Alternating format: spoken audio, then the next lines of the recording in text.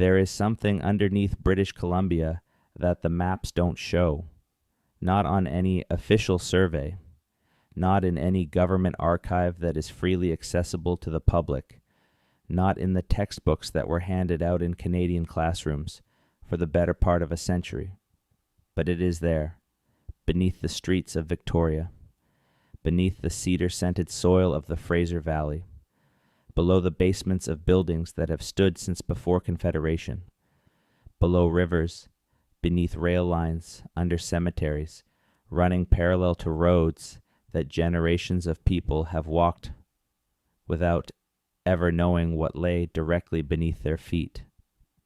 There are tunnels under British Columbia, tunnels that no one has been able to fully map, tunnels whose origins historians continue to debate, tunnels sealed in the 1900s and tunnels sealed much, much longer ago than that.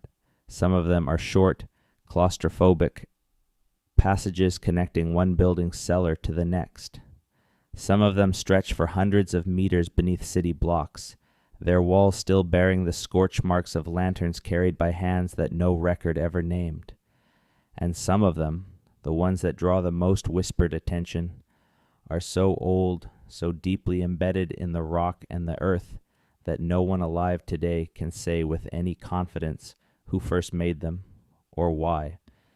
This is the story of those tunnels, all of them, the ones that historians have documented and quietly disagreed about for decades, the ones that archaeologists have found by accident while digging foundations for new construction, the ones that Indigenous elders have spoken about for generations, describing underground passages that their ancestors knew long before European ships ever appeared on the horizon, and the ones that government officials have neither confirmed nor denied, which in many ways is its own kind of answer. British Columbia is the westernmost province of Canada. It is a place of staggering geological complexity, a landscape shaped by tectonic violence, carved by glaciers, riddled with fault lines, honeycombed with natural caves, and layered with centuries of human activity that stretches back at least 14,000 years, and possibly much, much farther. It is not, on the surface, a place that invites questions about underground secrets. It is too beautiful, too openly dramatic, too loudly present to seem like it might be hiding something. The mountains are enormous. The forests are ancient and dark and full of sound. The coastline is one of the most intricate in the world, all islands and inlets and fjords cutting deep into the land. Everything about British Columbia feels visible, immediate, real. But appearances, as the underground of this province demonstrates with quiet and persistent insistence, are not always reliable guides to what is actually there. But the underground tells a different story, and this is a story that has never been told in full, in archived documents, gathering dust in institutions that have never prioritized the question, in oral traditions held by communities whose knowledge has been systematically dismissed by the same historical apparatus that should have been preserving it. In brief, alarming memos written by construction supervisors who broke into passages they weren't supposed to find and were told to seal them back up and say nothing. In the field notes of archaeologists who documented features they couldn't explain and recommended follow-up investigation that never came. The story of what lies beneath British Columbia is told in fragments, in gaps, in the specific and revealing shape of what is missing from the official record as much as in what the official record contains. And before we go any further into that story, if you want to keep following this investigation as it continues, subscribe right now. Hit the notification bell. This channel covers Canadian history the way it actually happened, not the way it was cleaned up for textbooks. New videos go up regularly, and you will not want to miss what is coming next. Subscribe, bell. Do it now, and then let's go underground. There's a way that historians speak about gaps in the record. They call it lacunae, from the Latin word for pit or hole. gaps in the documentation, missing years, missing names, evidence that should exist but does not, or evidence that exists in forms too fragmentary to build a complete picture from. British Columbia has more than its share of lacunae, and nowhere is that more obvious than when you try to trace a straight, clean, documented line from the surface world down into everything that was built, dug, carved, or otherwise created beneath it. The province's recorded history begins, in the European telling of it, with exploration. Juan de Fuca sailing the strait that would bear his name in 1592, though the details of his voyage remain disputed.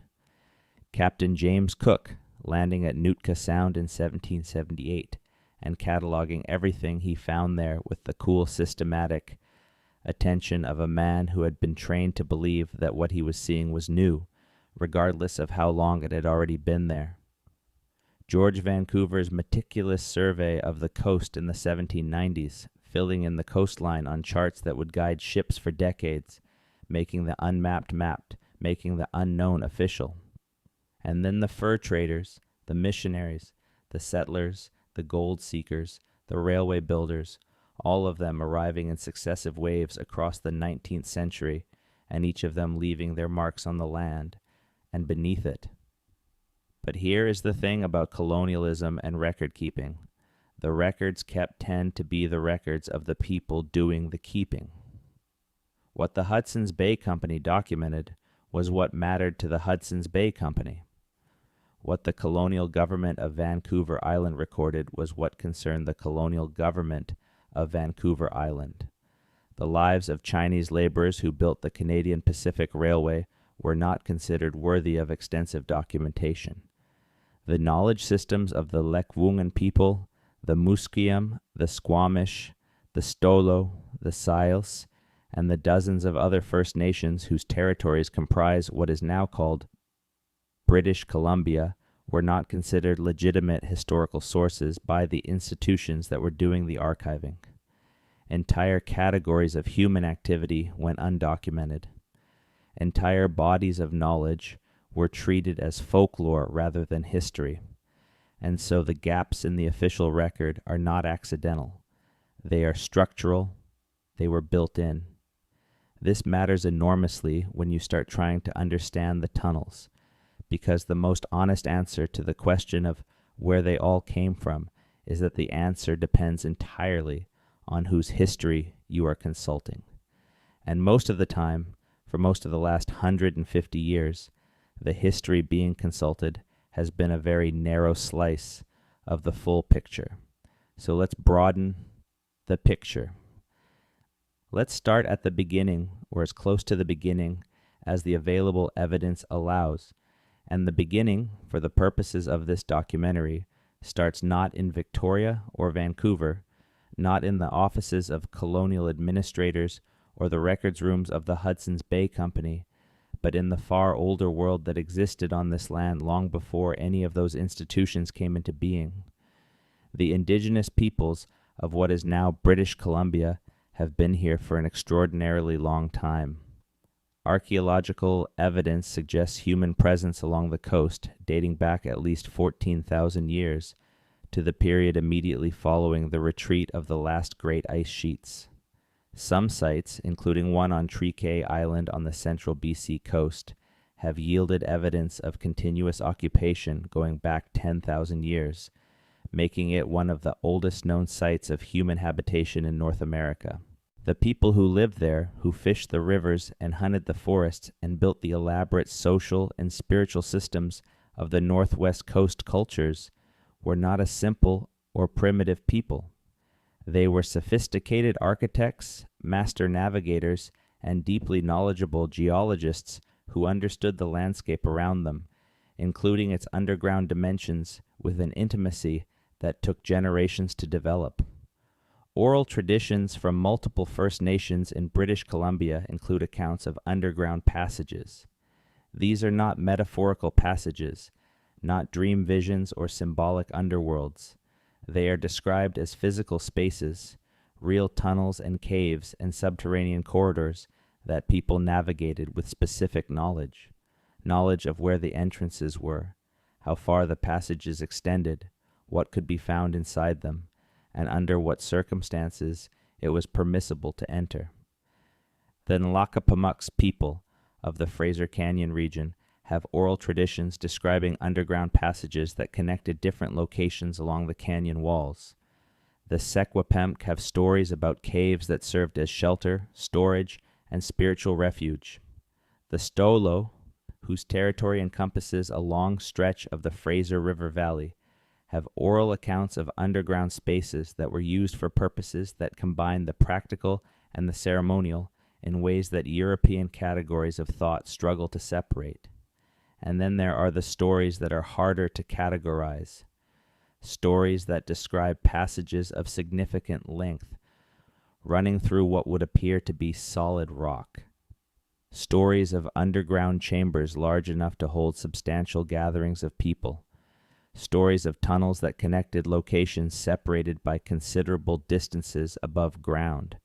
These are the accounts that historians trained in European empirical traditions have tended to classify as legend rather than history, and this is precisely the classification that a growing number of archaeologists, anthropologists, and Indigenous scholars have been pushing back against for the last several decades. The argument these scholars make is straightforward. Oral traditions are not unreliable. They are not just stories. In cultures that did not use written language, oral tradition was the primary technology of information storage and transmission, and it was refined over thousands of years to be robust, precise, and resistant to distortion. When an elder tells a specific story about a specific place with specific directional and geographical details, that story is not a myth in the dismissive modern sense of the word. It is a record. And when multiple geographically separated oral traditions describe the same type of underground feature in the same general region, that is not coincidence. That is convergent documentation. The problem, of course, is that the underground of British Columbia has never been comprehensively surveyed. The bedrock geology of the province is, in places, extraordinarily complex. There are ancient lava tubes along the coast and interior. There are limestone karst formations in the northeast that produce natural cave systems. There are fault line fractures and glacial meltwater channels that carved passages through rock over thousands of years. The natural tunnel network that exists beneath British Columbia, independent of anything human hands ever made, is already extensive and poorly understood. When you add the possibility of human-made tunnels stretching back through several thousand years of occupation, the potential scope of what is down there becomes very difficult to estimate. What archaeologists have found, and this is important, is that the underground was actively used by Indigenous peoples across the province in ways that European historical narratives have consistently undervalued. Rock shelters and cave sites throughout the province show evidence of long-term occupation and use. The Stein Valley in the mountains between the Fraser River and the Stein watershed northwest of Lytton contains one of the largest and most significant concentrations of Indigenous rock art in North America.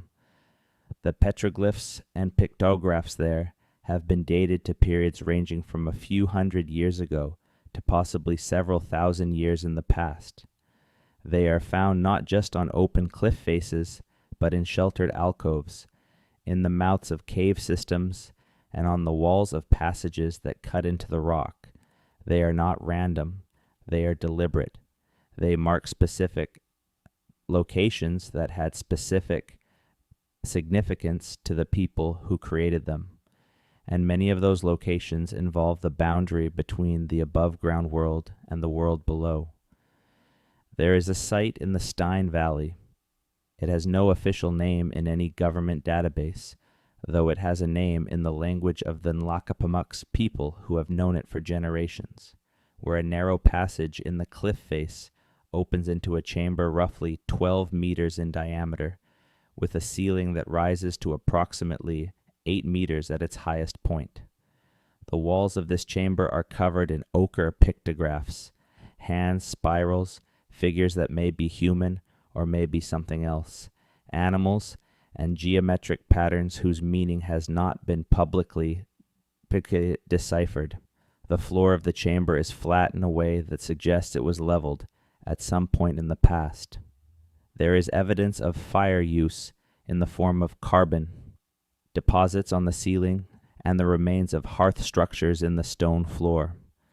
And at the far end of the chamber, behind a rock fall that partially blocks the passage, there is the beginning of a tunnel. No comprehensive survey of that tunnel has ever been conducted. The site is on First Nations land and access is controlled by the local band. The portions of the tunnel that have been documented extend for approximately 40 meters before the passage becomes too narrow or too dangerous for safe exploration without specialized equipment. Where it goes after that, whether it connects to other chambers, whether it emerges somewhere else entirely, whether it is a natural formation or partly human-made, is not known to the researchers who have documented the accessible portions of the site. This is not an isolated case. Similar situations exist at multiple locations across British Columbia, where documented cave entrances open into passages that have never been fully explored, where oral traditions describe underground connections that have never been verified or disproven, and where the combination of geological complexity and historical neglect has produced a situation in which the underground remains, in a very real sense, unmapped territory.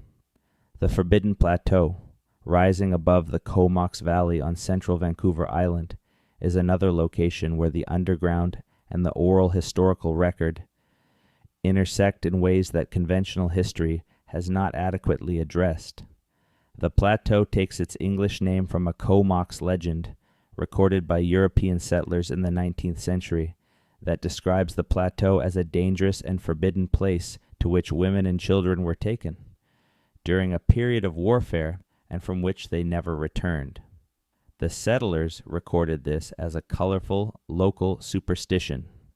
What they did not investigate, and what more recent researchers have, is the possibility that the Comox account of what happened on the Forbidden Plateau was a literal description of something geological rather than a supernatural tale. The Forbidden Plateau sits above a significant cave system. Several cave entrances are known, some of them mapped by the Vancouver Island Cave Exploration Group over the course of decades of survey work. The caves beneath the plateau are extensive by Vancouver Island standards. Some passages have been explored for several hundred meters before explorers have been forced to turn back by flooding, narrow sections, or equipment limitations. The deepest explored points in the system are estimated by the caving group's surveys to be well above what the total depth of the system may actually be, and in at least 2 locations within the explored portions of the system, cave surveyors have encountered features that they have described cautiously as inconsistent with purely natural formation. A passage segment with walls that appear to have been deliberately smoothed, an area of floor that shows evidence of carbon deposition consistent with sustained fire use over a long period. Neither of these features has been formally investigated by an archaeologist. The cave system is not an officially recognized archaeological site. The Vancouver Island Cave Exploration Group is not an archaeological organization, and its members, however careful and observant, do not have the training or the mandate to assess archaeological evidence. They have documented what they found. They have reported it to the appropriate provincial authority, and the appropriate provincial authority has noted the reports and added them to the queue of matters requiring further investigation, which is where they have remained. What the Comox oral tradition describes, people going underground and not returning, might be a record of something that actually happened in those caves. A community taking shelter in a cave system during a period of danger and then, for whatever reason, never coming back out.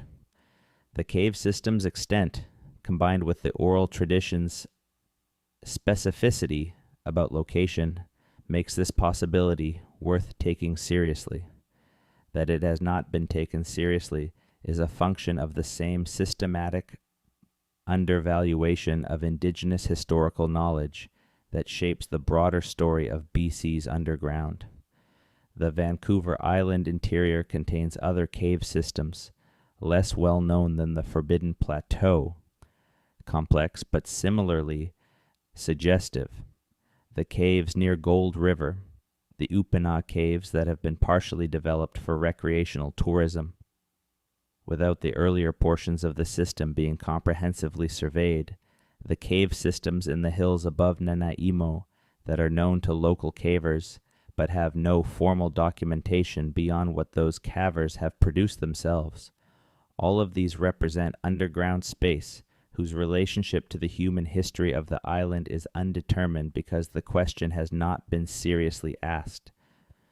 Victoria was founded in 1843 as a Hudson's Bay Company trading post. It grew quickly. By 1862, it was the capital of the Crown Colony of Vancouver Island, a rough, vital, ambitious little city perched on the southern tip of the island, looking out across the strait toward the mountains of the Olympic Peninsula. It had hotels, saloons, a growing business district, churches, a burgeoning residential quarter, and beneath all of it, running under the streets and connecting certain buildings in certain ways that have never been fully accounted for, the beginning of what would become one of the most extensively discussed and least conclusively documented tunnel networks in Canadian history. The tunnels beneath Victoria's Chinatown are the most well-known component of this underground. They are also the most misunderstood. The popular story, the one that gets told in tourism literature and on heritage walking tours, goes something like this. Chinese immigrants who came to British Columbia during the gold rush and railroad construction eras built extensive tunnels beneath Fan Tan Alley and the surrounding blocks of Chinatown in order to conduct activities that were illegal under Canadian law: opium smoking, gambling, and the movement of people who were trying to evade the authorities. The tunnels were a kind of hidden infrastructure of vice and survival, a subterranean city beneath the visible one. This story is not wrong exactly, but it is dramatically incomplete, and the ways in which it is incomplete reveal a great deal about how Canadian history has been selectively remembered. The Chinese community in Victoria did not build tunnels because they were criminals. They built tunnels or expanded and adapted passages that already existed because they were living under a legal regime that treated them as targets. The Chinese Immigration Act of 1885, better known as the Chinese head tax, imposed a $50 fee on every Chinese person who wanted to enter Canada. This was later raised to $100 and then to $500 in 1903, an amount equivalent to roughly 2 years' wages for a Chinese laborer at the time. The Dominion Elections Act of 1885 explicitly denied Chinese Canadians the right to vote. The Opium Act of 1908 criminalized opium, a substance that had been legally imported and consumed for decades, largely by Chinese residents who had used it in forms brought from their home provinces, and the continuous parade of anti-Asian legislation that followed throughout the late 19th and early 20th century created a community under sustained legal siege. In that context, the tunnels beneath Chinatown were not a criminal enterprise. They were a survival infrastructure. They allowed people to move through the city without exposing themselves to harassment, extortion, or arrest. They allowed goods, including legal goods, to be transported discreetly when discretion meant the difference between financial viability and ruin. They allowed community gatherings to take place away from the eyes of a government and a police force that did not distinguish between legal and illegal activity when the people involved were Chinese. The extent of the tunnel network that existed beneath Victoria's Chinatown during its peak years of use, roughly from the 1880s through the 1920s, is genuinely unknown. This is not false modesty or historical caution speaking. The tunnels were, by design, not documented. The people who built and used them were not keeping records that they intended to share with the authorities. When Victoria's city government began filling in and collapsing sections of the network in the early 20th century, they were not conducting a systematic archaeological survey. They were destroying what they considered an embarrassment and a hazard. And the result is that the full extent of the network, its total length, how many buildings it connected, what chambers and rooms it contained, and whether any portion of it connects to older passages that predate the Chinatown construction era, is not something that any researcher has been able to establish with certainty. What has been documented is fragmentary but suggestive. Renovation and construction work in the Chinatown area over the course of the 20th century and into the 21st has repeatedly uncovered passages that were not on any city map. In 1981, workers excavating for a new development on Fiskard Street broke through a concrete floor and found themselves looking down into a passage roughly 1.5 meters wide and 2 meters tall, running beneath the street. The passage was filled with silt to a depth of about 30 centimeters, and the walls showed evidence of both brick construction and something older and different. A roughly cut stone passage that the brick appeared to have been built around, lining an existing corridor rather than creating a new one. The older passage was not documented in any city record. No one knew it was there. The construction project was halted, a brief investigation was conducted, and the passage was ultimately filled in and built over. The documentation produced by that investigation consists of a handful of photographs and a short memo in the City of Victoria's archives that describes the find in cautious, bureaucratic language and recommends that further research be conducted. No further research was ever conducted. Similar discoveries have occurred in 1967, when sewer work near Government Street uncovered a sealed room with a brick vaulted ceiling that had not been on any plan. In 1994, when foundation work for a parking structure encountered a horizontal passage running perpendicular to the street grid, in a direction that the brick-era construction would not have produced, suggesting it predated the block's development. In 2008, ground-penetrating radar survey conducted in preparation for a streetscaping project returned anomalous readings beneath a 2-block section of Pandora Avenue that the contractor hired to interpret the data, described as consistent with large subsurface voids. The City of Victoria's official position, when asked about these discoveries over the years, has been consistent. The tunnels beneath Chinatown are real but limited in extent, dating primarily from the late 19th and early 20th century, and the city is aware of the issue and monitors it as a safety matter. This is a technically defensible position that answers very few of the substantive historical questions. Independent researchers who have worked on the Victoria Tunnel question include a number of local historians, several University of Victoria academics, and at least one American archaeologist who came to Victoria in 2016, specifically to conduct a study of the underground and left, having concluded that the situation was far more complex than the existing literature suggested. His report, which he circulated privately before withdrawing it from circulation for reasons he has not publicly explained, described the Victoria Tunnel network as a palimpsest, a layered document in which passages from multiple different eras had been built on top of and around each other, creating a structure that could not be attributed to any single period or any single group of builders. He described finding evidence of at least 3 distinct construction phases in the accessible portions of the network: a recent phase using 20th century concrete, an intermediate phase using 19th century brick, and an older phase using dry-fitted stone that could not be reliably dated without equipment he did not have access to. Whether that older phase was pre-colonial, whether it connected to the Indigenous oral traditions about underground passages in the Victoria region, or whether it dated to the earliest years of the Hudson's Bay Company fort and the first European construction on the site, is a question he explicitly declined to answer. He noted only that the dry-fitted stone construction was unlike anything he had encountered in a North American colonial context, and that it deserves serious archaeological attention. It has not received that attention. Not publicly, anyway. The story of the tunnels beneath Victoria cannot be told without the story of opium.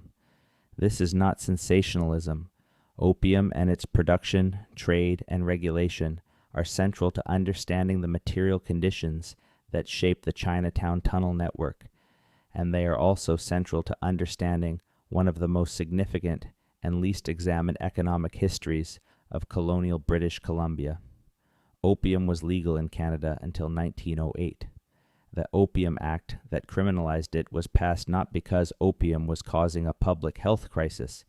It had been in widespread use for decades without prompting legislative concern, but because of a specific political moment: the anti-Asian riots of 1907 in Vancouver, the subsequent Royal Commission investigation, led by Mackenzie King, then Deputy Minister of Labor, and the enormous amount of opium-related commerce that King's investigation uncovered in the Chinese community.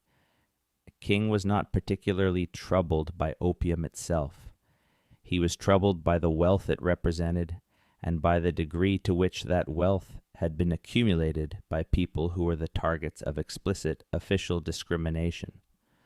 The Opium Act was, among other things, an economic weapon. But before 1908, the manufacture of opium for smoking was a legal, taxed, and openly advertised industry in British Columbia. Victoria had multiple licensed opium factories. They employed Chinese workers, paid excise taxes to the Dominion government, and produced a product that was sold across Canada and exported to the United States. The factories were real buildings with real addresses. They were inspected by government officials.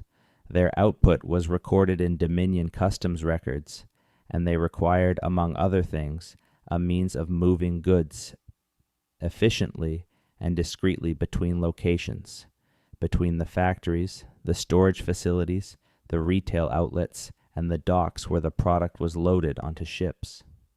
The tunnel network beneath Chinatown, in its mid-construction phase, served this commerce.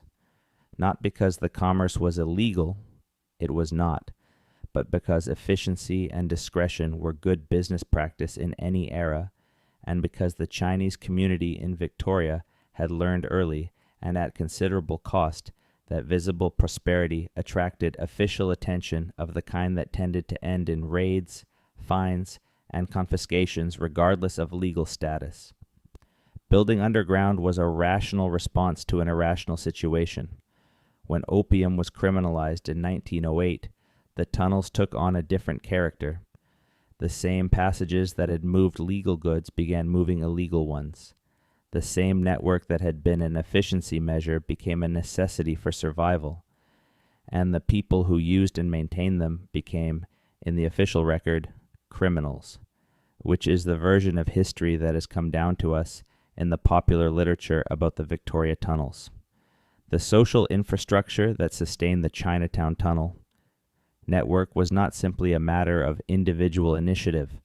It was organized, and the organizations that organized it were the Tongs, the Chinese fraternal associations and mutual aid societies that were the primary social institutions of overseas Chinese communities throughout North America in the 19th and early 20th centuries.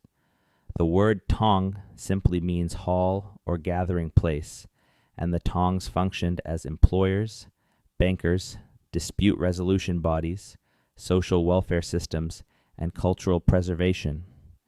Organizations for communities that were excluded from the formal institutions of the society around them. They were also, inevitably, the organizations that managed the underground infrastructure, not because their primary purpose was criminal, it was not, but because the underground was the infrastructure of community survival, and the Tongs were the institutions responsible for community survival. Understanding the Tong role in the Victoria Underground matters because it explains something that purely infrastructure-focused accounts of the tunnels leave out. The network was maintained. It was not simply dug and then left. It was used, maintained, modified, extended, and deliberately passed from the knowledge of one generation of community leaders to the next. This required organizational continuity, which the Tongs provided, and it means that the tunnel network, at its peak, was not a haphazard collection of holes in the ground, but a managed infrastructure with people who knew its extent, its condition, its points of entry and exit, and its vulnerabilities. The disappearance of this knowledge is, in retrospect, one of the most significant losses in British Columbia's historical record. When the Tong system declined in the middle decades of the 20th century, partly because of changing immigration patterns, partly because the legal environment was gradually improving, partly because the communities themselves were changing, the institutional knowledge of the tunnel network went with it. The people who knew the full extent of the underground, who could have served as guides and informants for any serious historical investigation, were not consulted by the historians or archaeologists who might have been interested. They died, and their knowledge died with them, except for what survived in fragments of oral tradition within families that have not always chosen to share what they know with outsiders. The Masonic connections to Victoria's underground are a separate thread that has been even less investigated. Several of Victoria's earliest and most prominent buildings were constructed by men who were Freemasons, and Masonic lodges in the 19th century had well-documented traditions of underground construction, not for sinister purposes, but because lodge meeting rooms were traditionally built below grade, both for reasons of secrecy and acoustics, and because the underground location carried symbolic meaning in Masonic ritual.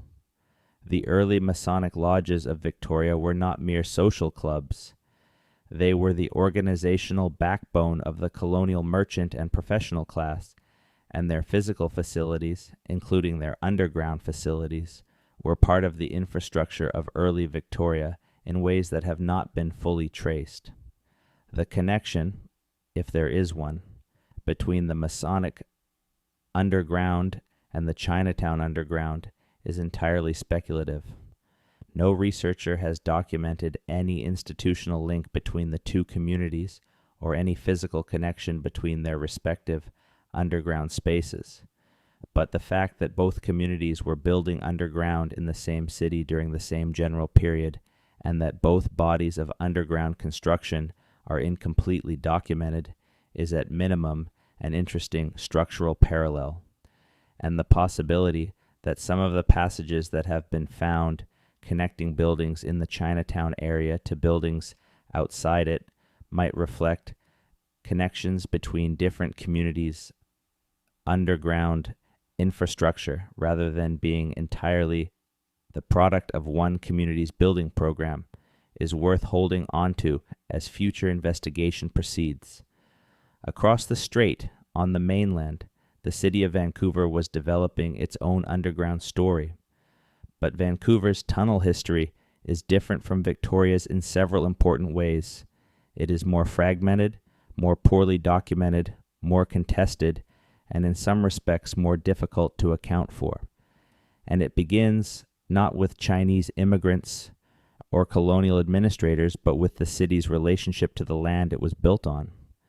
Vancouver was incorporated in 1886. The city's creation was a colonial act built on territory that had been the home of the Musqueam, Squamish, and Tsleil-Waututh peoples for thousands of years. The Musqueam village of Kamuthquajam, which had been occupied continuously for at least 4,000 years according to archaeological evidence, was within walking distance of the new city's earliest streets. The Squamish had settlements throughout what is now the greater Vancouver area. The Tsleil-Waututh, whose name means people of the inlet, had villages along the shores of Burrard Inlet, and all three of these peoples had knowledge of the land, including its underground, that was not consulted, recorded, or respected in the rapid, violent process of colonial settlement. The underground of Vancouver was shaped, in the colonial period, by several overlapping processes. The first was the construction of the Canadian Pacific Railway terminus, which brought the city into being. The CPR required tunnels through cliffs, under streets, along the waterfront. Some of these were documented, many were not. Not because the railway was doing anything illegal, but because 19th century construction practice did not require the same level of documentation that later environmental and safety regulations would demand. The CPR dug where it needed to dig, built what it needed to build, and the records of exactly what was constructed where are, in many cases, incomplete or missing.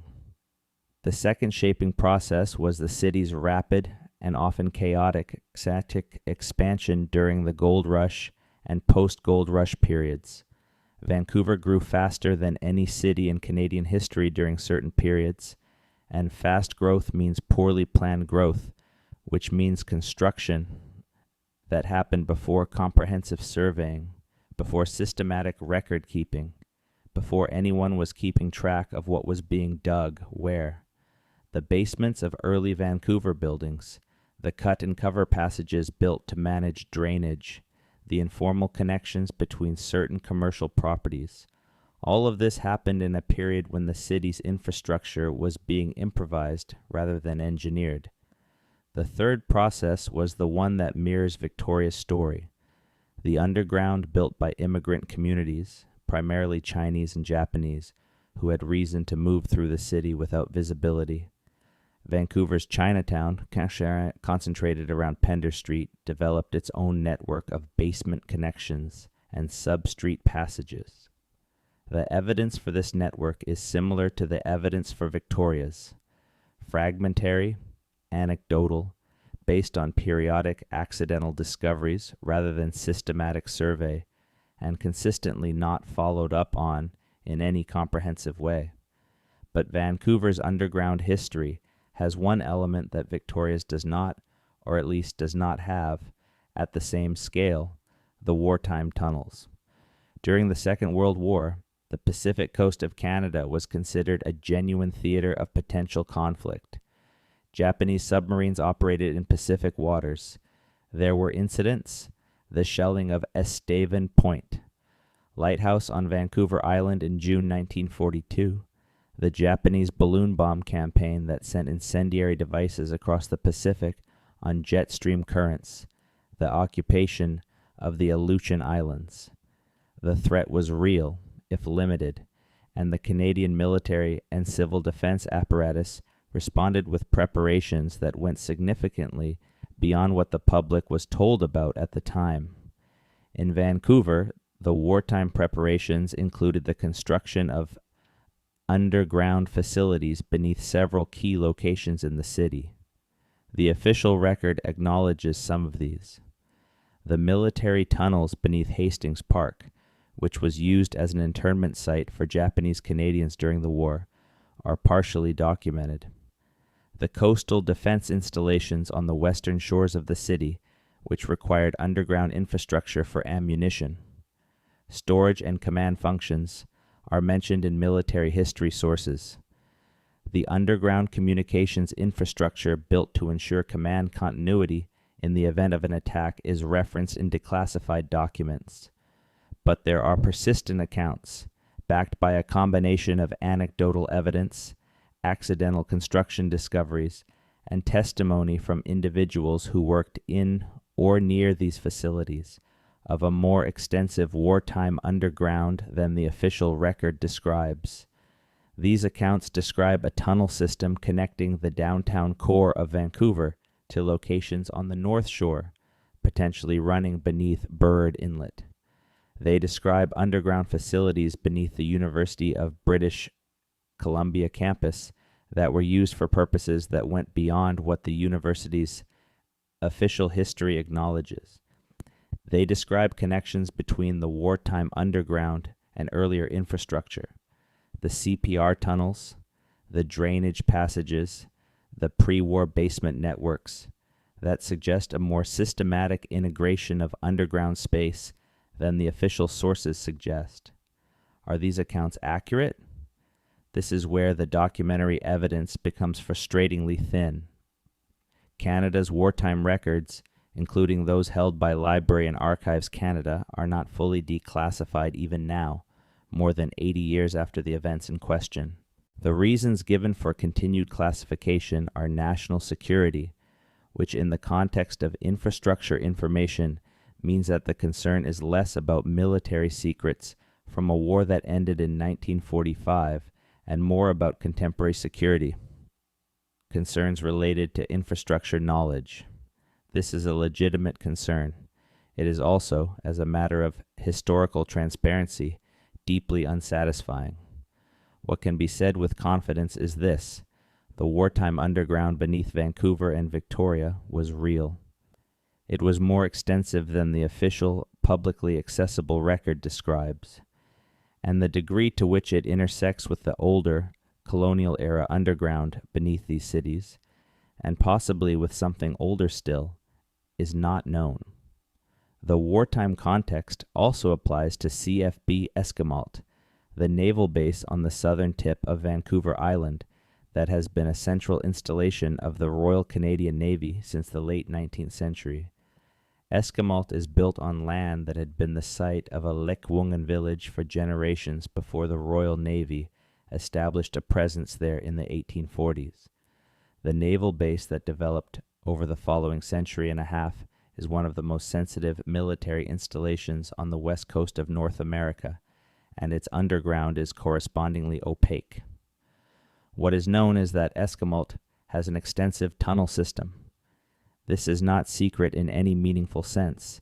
The existence of underground facilities at a naval base is not surprising, and the base's own published histories acknowledge that tunnels and underground infrastructure have been part of the installation since at least the early 20th century. What is not known, what is explicitly classified, is the current extent of the underground at Esquimalt, what it connects to, how deep it goes, and whether the military infrastructure built beneath the base intersects in any way with natural cave systems or with older, pre-military underground features in the area. There are people who have worked at CFB Esquimalt and who describe, in terms that are always careful and always short of disclosure, an underground at the base that is considerably more extensive than anything visible from the surface or documented in any accessible source. These accounts describe a tunnel system that extends well beyond the physical perimeter of the base. They describe passages of a size and construction quality that imply a purpose beyond simple utility, not just conduits for pipes and cables, not just connection passages between buildings, but substantial underground spaces with their own environmental controls and infrastructure. They describe, in the most carefully worded of these accounts, connections between the military underground and the civilian underground of the city of Victoria, 4 kilometers to the east. Whether these accounts reflect reality or represent a combination of workplace rumor, legitimate security-driven misdirection, and the inevitable elaboration that occurs when people discuss classified facilities over time is impossible to determine from the outside. What they represent, at minimum, is evidence that the underground beneath the Victoria region extends well beyond what the tourist literature describes and well beyond what any public survey has documented. The story of the wartime underground does not end in Victoria and Vancouver. Along the northern coast of British Columbia, in the city of Prince Rupert, which sits at the mouth of the Skeena River just south of the Alaska Panhandle, there is a wartime underground that is, in some respects, even less well documented than the one in the south. Prince Rupert was founded in 1906 as the Pacific terminus of the Grand Trunk Pacific Railway and was, for a brief period before the First World War, expected to rival Vancouver as the province's dominant port. That expectation did not materialize, but Prince Rupert remained an important coastal city, and in the context of the Second World War, its strategic position, closer to Alaska and to the North Pacific shipping lanes than any other Canadian city, gave it a significance that the military planners in Ottawa took seriously. The wartime development of Prince Rupert was substantial and rapid.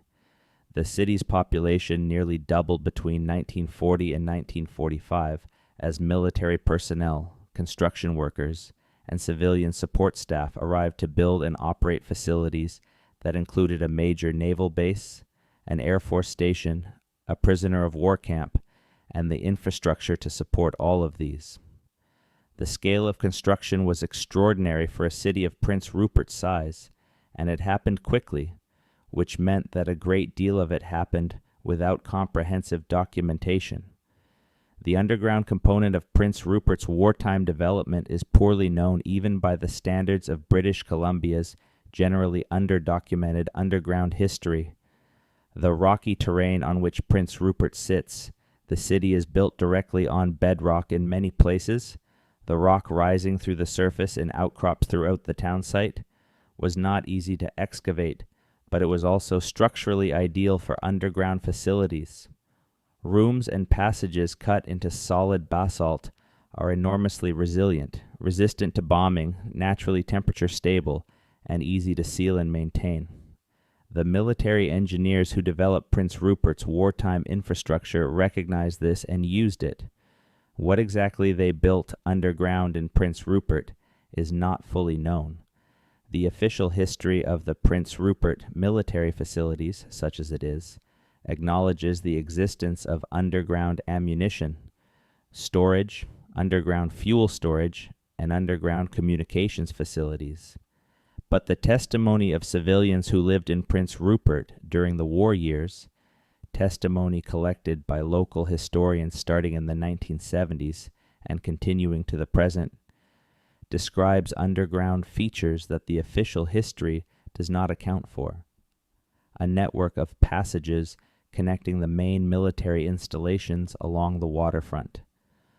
Underground facilities near the Cayenne Island water tower that were sealed after the war and have never been reopened.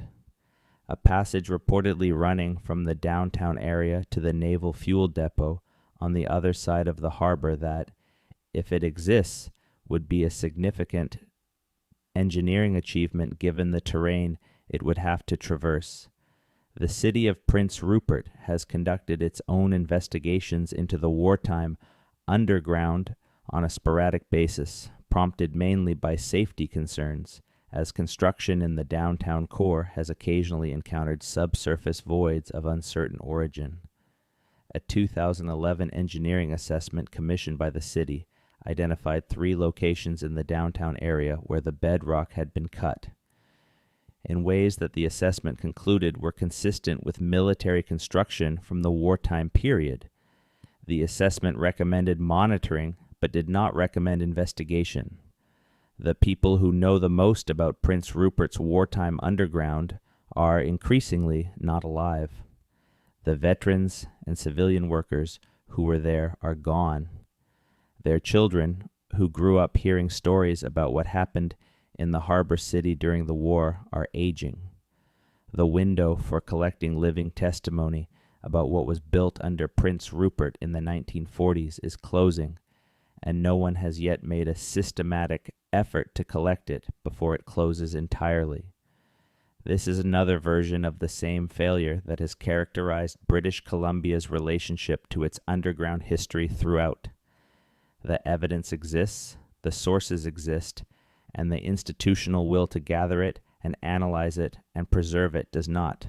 What the Prince Rupert Wartime Underground adds to the broader picture is a reminder that British Columbia's underground history is not only a southern urban phenomenon. It is provincial in the literal sense. It reaches across the whole of the province, from the southern tip of Vancouver Island to the northern coast, from the coast mountains to the Rockies, from the colonial period to the Second World War and beyond.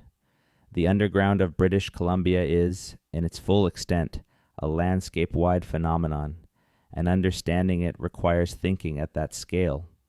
Before we reach the modern era, there is one more dimension of British Columbia's underground that deserves attention: the role of the province's extraordinary natural hydrology in shaping both the physical, underground, and its human history.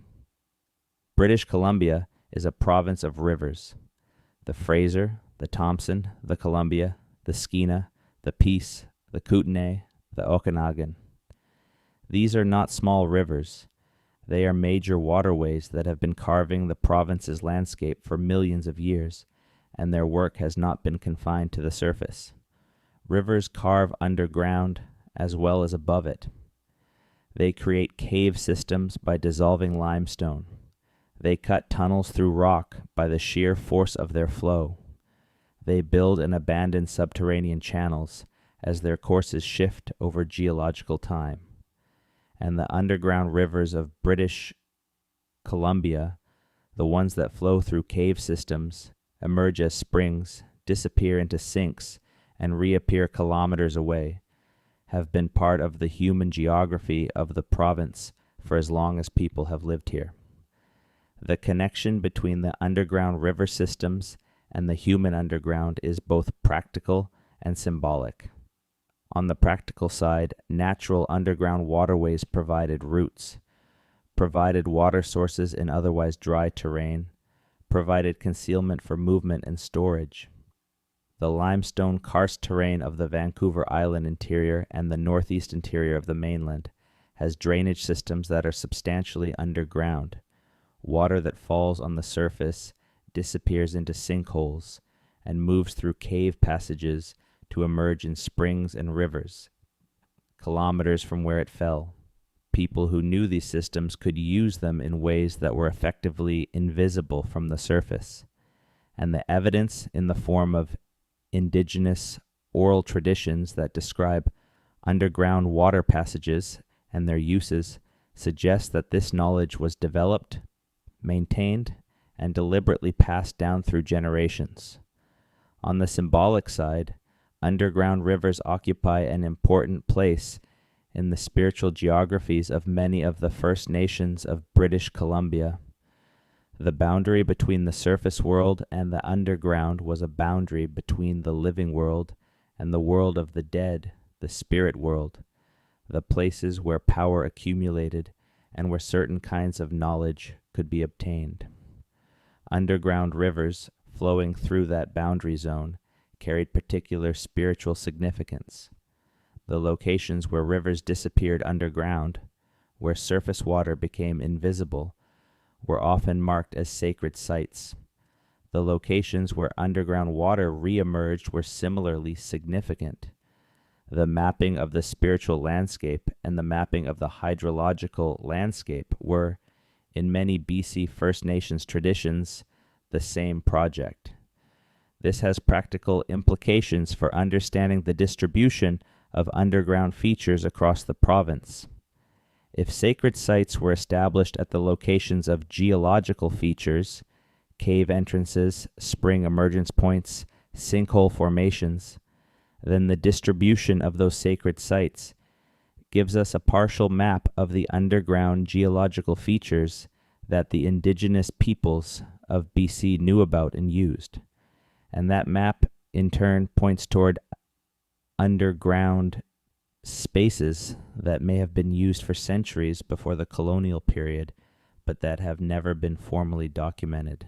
And from 1920 to 1933 in the United States, added another layer to British Columbia's underground history. British Columbia was the first Canadian province to hold a referendum on Prohibition in 1916, and it voted in favor of it, though with less enthusiasm than the prairie provinces. The BC government implemented a form of prohibition in 1917, but the province's position as a coastal trading hub, its long and porous border with the United States, and the particular character of its political culture meant that BC prohibition was, in practice, a significant business opportunity as much as a social reform measure. The bootlegging industry that developed in British Columbia during the Prohibition era was sophisticated, well organized, and extensively connected to legitimate business interests. The legal liquor export business, exporting alcohol from BC to destinations outside Canada, including the United States, was technically legal under Canadian law for much of the Prohibition period, was used as cover for a wholesale smuggling operation that supplied American customers from California to Alaska. Ships loaded in Vancouver and Victoria harbors with legal export documentation and delivered their cargo to American customers at sea or in American ports. And the infrastructure that supported this trade, the warehouses, the distribution networks, the mechanisms for moving large quantities of liquid product efficiently and discreetly, made extensive use of underground space. In Victoria, the Prohibition era expansion of the tunnel network built on what was already there. Buildings in the Harbor District near the Johnson Street Bridge and along Wharf Street were connected by sub-street passages that allowed goods to move from storage to the docks without passing through the street. In Vancouver, similar infrastructure developed along the waterfront near the foot of Granville Street in the warehousing district between Main and Clark Streets, and in certain sections of the West End where the proximity of hotels and clubs to the residential district created demand for discrete delivery infrastructure. The most extensive and most carefully concealed of the Prohibition era underground infrastructure was not in the cities at all, however. It was along the coast, at the loading points and intermediate staging facilities that served the export trade. Small coastal communities, Tofino, Alert Bay, Campbell River, numerous unnamed points along the Sunshine Coast, developed underground storage facilities during the Prohibition era that combined natural cave systems and human-made tunnels into hybrid structures that were well suited to their purpose and very difficult to find if you did not already know where they were. Many of these coastal installations were known to the RCMP and to American Prohibition enforcement officials, and there is documentation of raids and seizures at several of them. But the documentation consistently refers to specific facilities that were discovered and shut down, not to the full extent of the network. And the coastal geography of British Columbia, all those inlets, all those islands, all those hidden coves backed by cliffs riddled with natural caves, meant that for every facility that was found, there were very likely several that were not. The people who built and operated the BC bootlegging industry were not reckless. They were business people who had invested substantially in their infrastructure and who understood that discretion was the foundation of their commercial model. They built to last and they built to be invisible, and a significant portion of what they built has never been formally documented. The physical evidence of this era's underground activity continues to surface, sometimes literally, in British Columbia's coastal communities. In 2003, a couple hiking near Lund, north of Powell River, discovered a cave entrance they had not noticed on previous visits and explored it to find a chamber roughly 6 meters by 8 meters, with stone shelves along 2 walls, a drainage channel cut into the floor, and the corroded remains of what appeared to be a mechanical pumping system. The chamber had clearly been modified from a natural cave space. The shelves were too regular to be natural, the drainage channel was obviously cut by tools, and the entrance had been widened at some point in the past.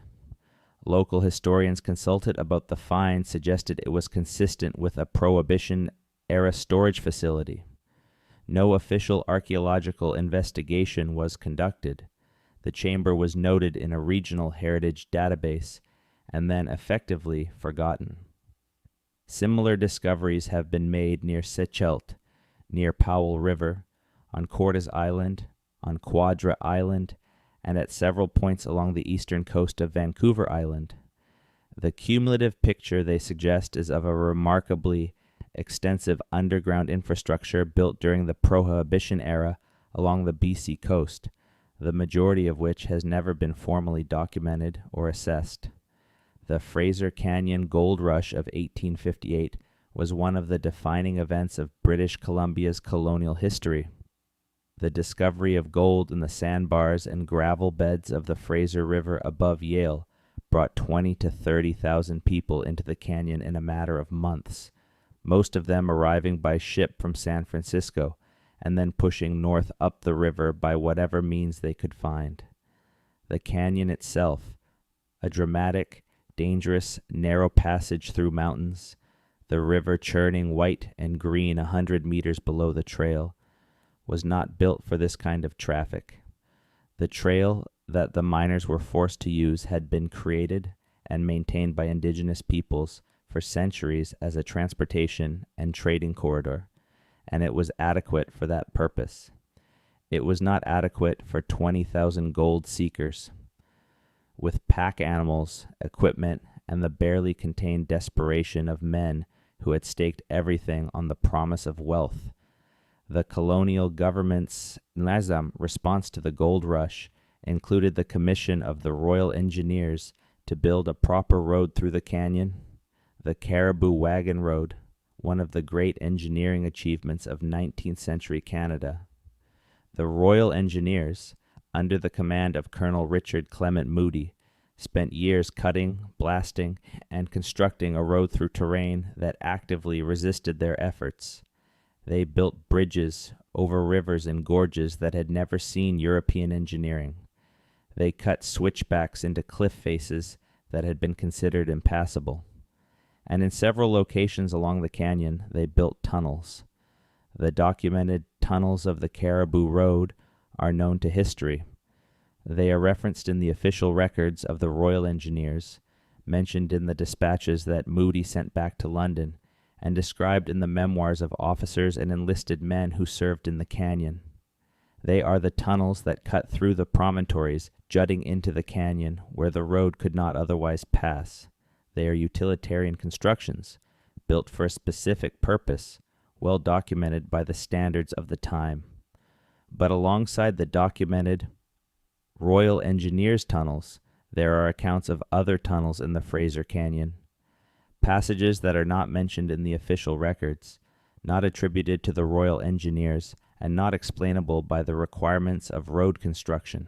These accounts come from several different sources, from Indigenous oral traditions that describe underground passages in the canyon that predate the gold rush, from the journals and letters of individual miners who describe encountering tunnel entrances along the canyon trail that were manifestly not recent constructions, and from a handful of later geological and archaeological surveys that have noted anomalous underground features in the canyon walls that do not match natural cave formation patterns. The most specific of these accounts comes from the journal of a miner named Elias Thornton, who worked the Fraser River bars in 1859 and 1860, and whose journal survived in a family collection before being donated to the BC Archives in 1974. Thornton was not a man given to exaggeration. His journal is a methodical record of daily work, expenses, weather conditions, and the modest social interactions of a mining camp. But in his entry for September 14th, 1859, he describes following a fellow miner into what he calls a passage in the cliff cut by hands far older than any we have encountered, at a location he describes as above the fourth bar, below Spuzum. He describes the passage as being of considerable height, greater than a man's, and of a width permitting two men to walk abreast, with walls too smooth for natural formation, and a floor worn flat as the stones of a cathedral. He says the passage extended to a depth at which the light of our torch grew insufficient to show the further extent. He notes that his companion, who had prospected in Nevada and California, said he had seen similar passages in the hills above Sacramento, and had been told by a Californian Indian that such passages were old beyond the memory of any living man. Thornton's account was not taken seriously when the journal was first catalogued. It was classified as containing folklore elements, and was not cited in any subsequent history of the gold rush. But in the context of what we now know about the archaeological record of the Fraser Canyon, the evidence of human occupation stretching back thousands of years, the sophistication of the indigenous peoples who lived and worked along the canyon, the dismissal of Thornton's account as folklore looks less like careful scholarship and more like a failure of imagination. The Fraser Canyon has been the subject of repeated archaeological investigation over the last several decades, prompted by the requirements of successive infrastructure projects, the Trans-Canada Highway, the construction of dams along the river system, pipeline routes, and the planning for highway extensions. Each of these investigations has found evidence of occupation, trade, and activity along the canyon that extended the known timeline of human presence there. None of them has specifically investigated the underground passages described in Thornton's journal, or in the indigenous oral traditions about the canyon's underground. This is partly because archaeological investigations are scoped to the specific project requirements, not to broader questions of underground history. But it is also, archaeologists who work in BC will acknowledge off the record, because the answer to what is under the Fraser Canyon might be complicated in ways that take time and resources to deal with.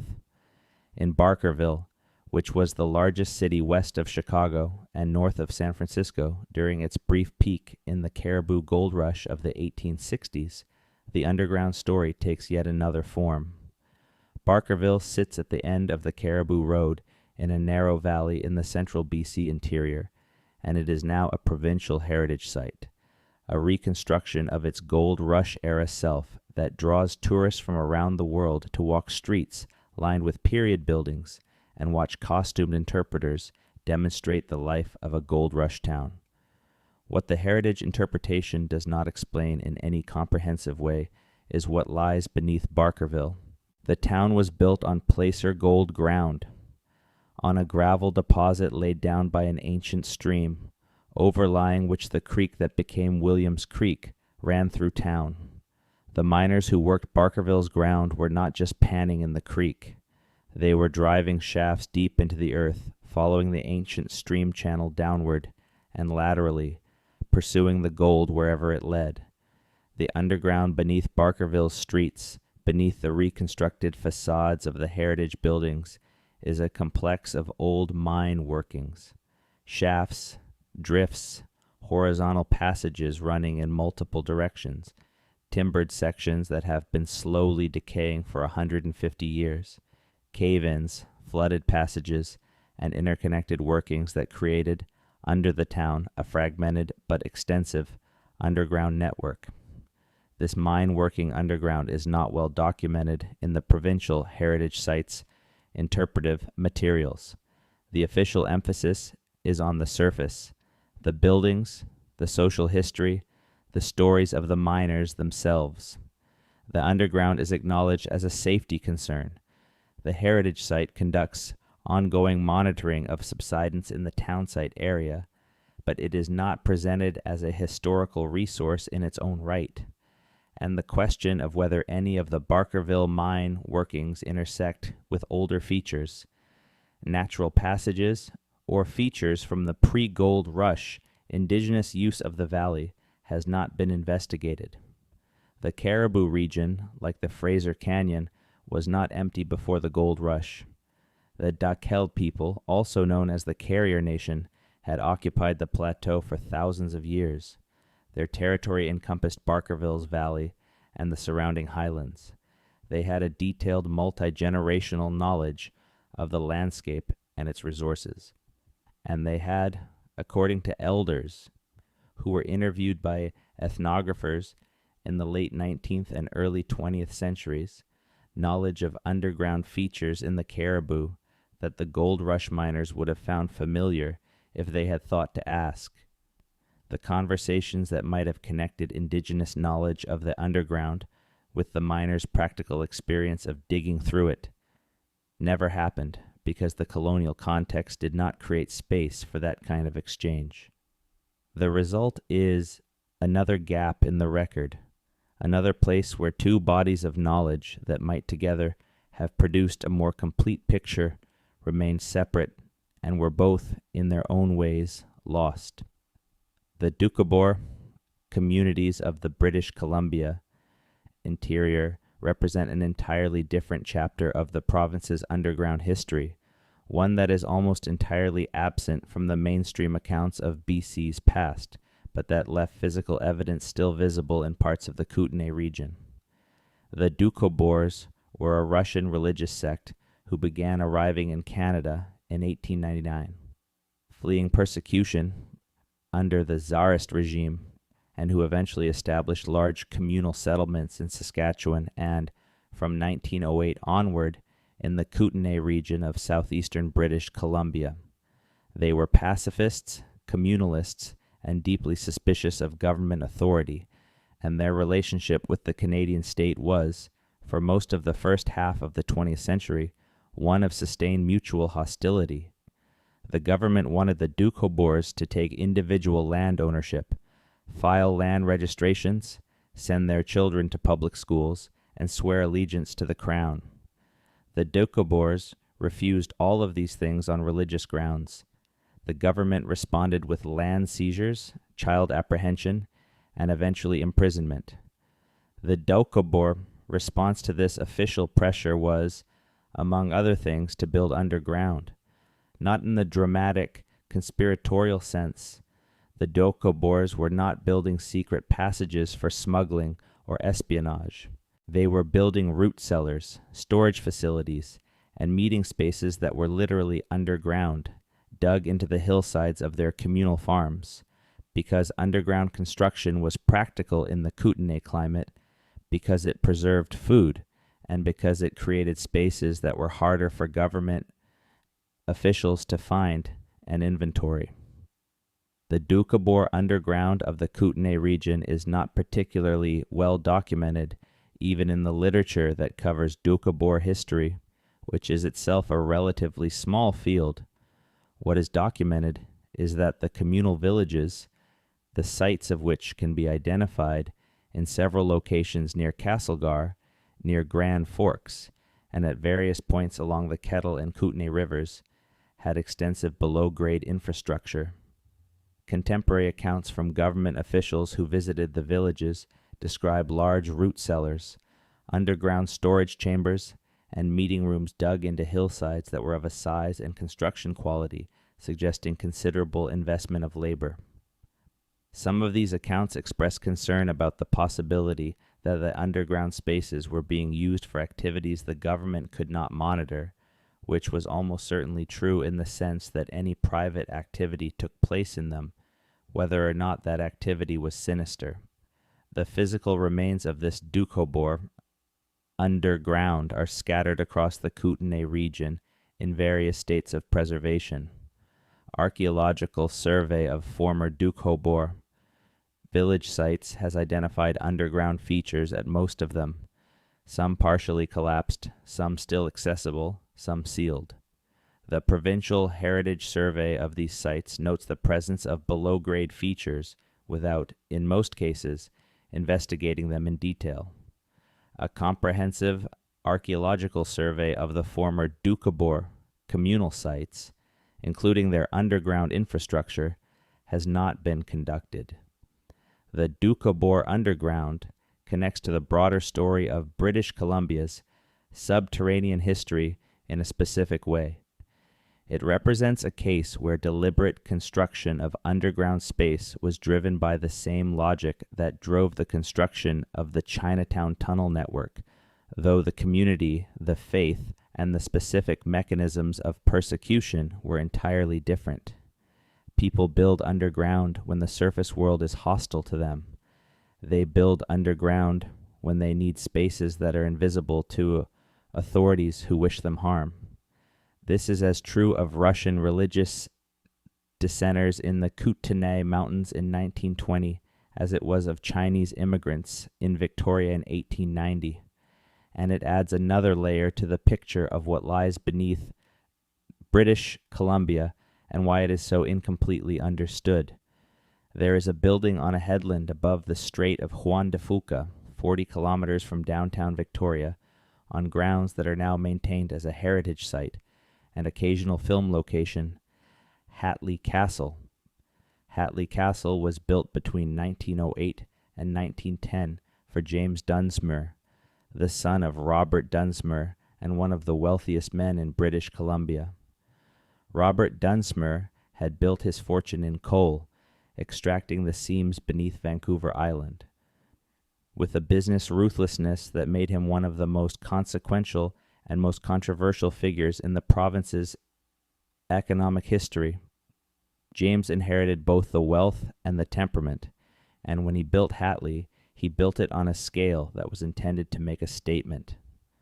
The castle is a genuine castle in the architectural sense, a large stone building in the Scottish baronial style with turrets, towers, formal gardens, and a location on a coastal headland that gives it dramatic views in two directions. It was built to impress, and it does. What Hatley Castle also has, according to multiple accounts and a limited but suggestive body of physical evidence, is an extensive underground. The existence of some underground infrastructure at Hatley is not in dispute. The castle's service infrastructure, the systems that provided heat, water, and electricity to a building of its size in the early 20th century, required underground conduit runs. There are basement levels beneath the main building. These are documented and are part of the castle's heritage management plan. But researchers who have worked on Hatley's history and several individuals who have had access to portions of the underground during renovation and infrastructure work at the building describe features that go beyond utility. Infrastructure. The most specific account comes from a heritage preservation contractor who worked at Hatley in the late 1990s during a project to assess the condition of the castle's foundations. This contractor, who has spoken about his experience in 2 recorded interviews but has asked not to be named in published accounts, describes discovering, during the course of the foundation assessment, a passage running south from the castle's basement that was not on any plan he had been provided. The passage was stone-lined, consistent with the castle's primary construction materials, and was clearly part of the original construction project rather than a later addition. It extended for a distance he estimated at between 60 and 90 meters before he stopped following it, both because he was working alone and because the passage had begun to slope downward steeply. He reported the discovery to the project manager, who instructed him to seal the access point and move on. The passage is not mentioned in the Foundation assessment report that was produced following the project. Where that passage leads is unknown. The headland on which Hatley sits descends to the sea, and a passage running south from the castle's basement would, if it continued, at the slope the contractor described, intersect with the cliff face above the shoreline at a depth consistent with a sea level exit. Passages from grand houses to the sea are a feature of several Scottish baronial structures, and they were built for a variety of purposes: emergency escape routes, access for small boats, concealed landing points for goods being moved without customs inspection. Whether Dunsmuir, who had a documented history of contempt for labor regulation and tax compliance, would have had such a passage built at Hatley is a question that the building's official history declines to engage with. The Dunsmuir family's coal operations on Vancouver Island are, in themselves, a significant chapter of British Columbia's underground history, though one that tends to be discussed more openly because the context is industrial rather than conspiratorial. The coal mines of the Nanaimo area, of Extension, of Cumberland, of the Comox Valley. These were extensive underground networks by any measure, hundreds of kilometers of tunnels driven through the coal seams beneath central Vancouver Island across several decades.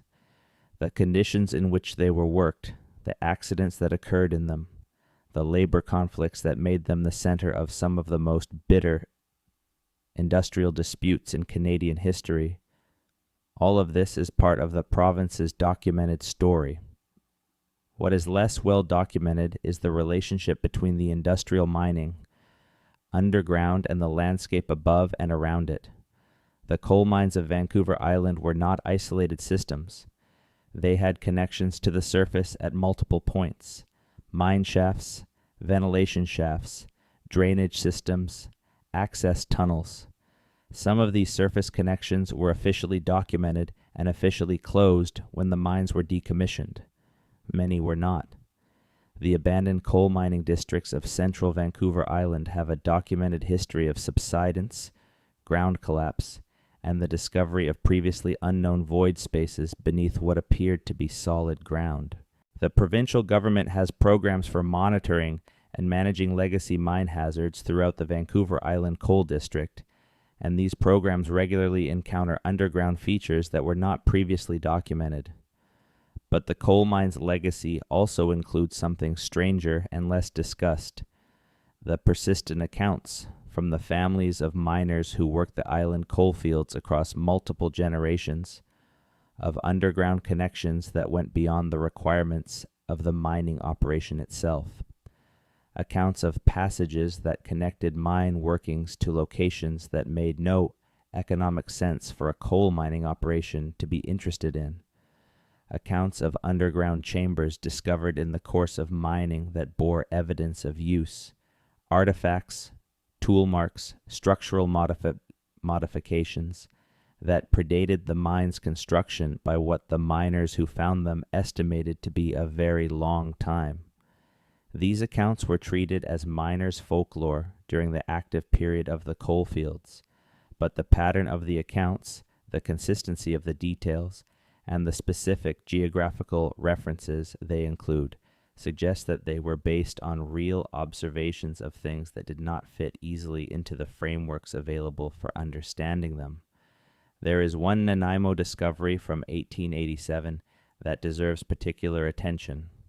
A team of miners working a lateral extension of the No. 1 mine, then operated by the Vancouver Coal Mining and Land Company, broke through into a natural cavity in the rock that their foreman described in his shift report as approximately the size of a large room in a respectable house, perhaps 20 feet across and 12 high.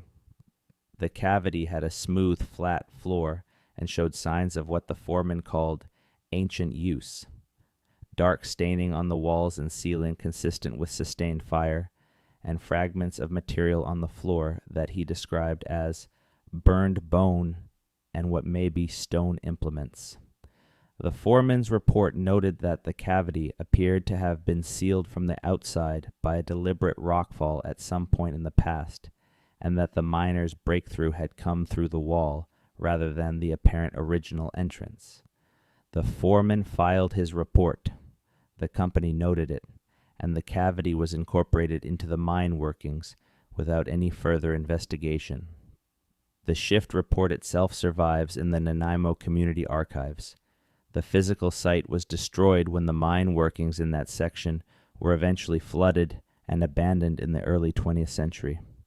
This is the pattern that repeats, with variations, across the entire history of British Columbia's underground. Something is found. It is noted. It is not investigated. It is destroyed by the process that found it, or sealed, or simply left until it becomes inaccessible. And the accumulated weight of all these missed investigations, all these brief notes in shift reports and construction logs and heritage survey databases, adds up to something that cannot be adequately described as ignorance. It is a specific kind of not knowing, shaped by the priorities of the institutions that were doing the discovering and the documenting, and by the consistent failure of those institutions to treat the underground as a category of historical resource worth preserving and understanding in its own right. The most significant development in the study of British Columbia's underground in the last 20 years has been technological. The availability of light detection and ranging surveys, commonly known as LIDAR, which use laser pulses to build extraordinarily detailed three-dimensional models of the landscape. LIDAR was originally developed for aerial survey purposes and was adopted by archaeologists with transformative results in other parts of the world, most famously in Guatemala and Cambodia, where LIDAR surveys conducted from aircraft revealed the full extent of Maya and Khmer cities and road networks that had been invisible under jungle canopy. In British Columbia, LIDAR surveys conducted for a range of purposes, including forestry, utility corridor planning, and coastal management, have begun producing data sets that are genuinely revelatory when examined from an archaeological perspective. The relevance of LIDAR to the underground might seem indirect. After all, LIDAR surveys terrain from above, not below. But the surface expression of underground features, if you know what to look for, is often detectable in high-resolution terrain data. Cave systems express themselves in the surface topography as subtle depressions, sinkholes, and anomalous drainage patterns that are invisible to the naked eye but visible in LIDAR data. Mine workings and other excavated underground spaces produce surface subsidence patterns that are similarly detectable. And in at least one case in British Columbia, a LIDAR survey of a coastal area conducted for infrastructure planning purposes returned results that a geomorphologist reviewing the data described as consistent with a series of interconnected underground voids running along a coastal bluff, voids that had no obvious natural explanation in the local geology, and that the geomorphologist flagged for further investigation in his assessment report.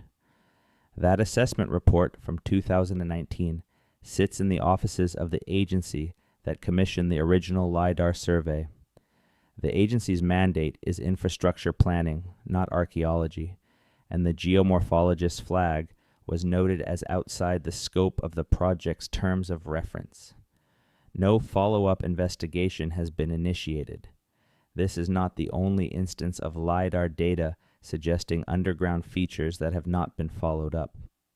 Researchers at the University of British Columbia who have had access to provincial LIDAR datasets for research purposes have described, in conference presentations and informal academic communications, multiple locations where the terrain data suggests subsurface features of uncertain origin.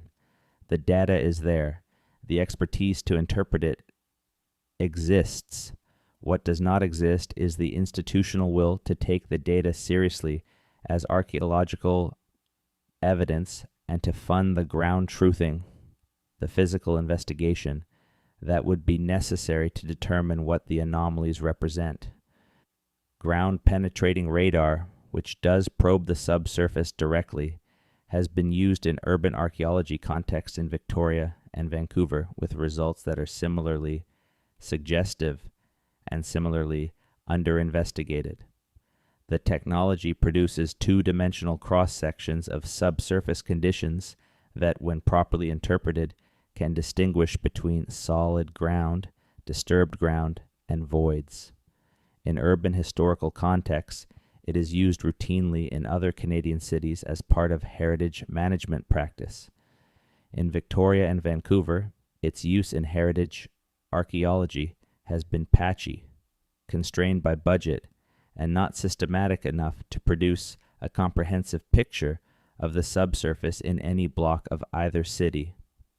The combination of LiDAR surface data and ground-penetrating radar subsurface data applied systematically across the key areas of interest: Victoria's Chinatown, the waterfront districts of both cities, the Fraser Canyon, the Forbidden Plateau cave area, the former Doukhobor village sites in the Kootenays, would likely produce a substantially more complete picture of British Columbia's underground than anything currently available. The technology exists, the expertise exists. The historical and cultural significance of the question is clear. What is missing is a coordinated institutional commitment to the investigation and the funding that such a commitment would require. Various researchers have made the case for exactly such a commitment in grant applications to the Social Sciences and Humanities Research Council, in heritage management plans submitted to the provincial government, and in academic publications that lay out the evidence and argue for its significance.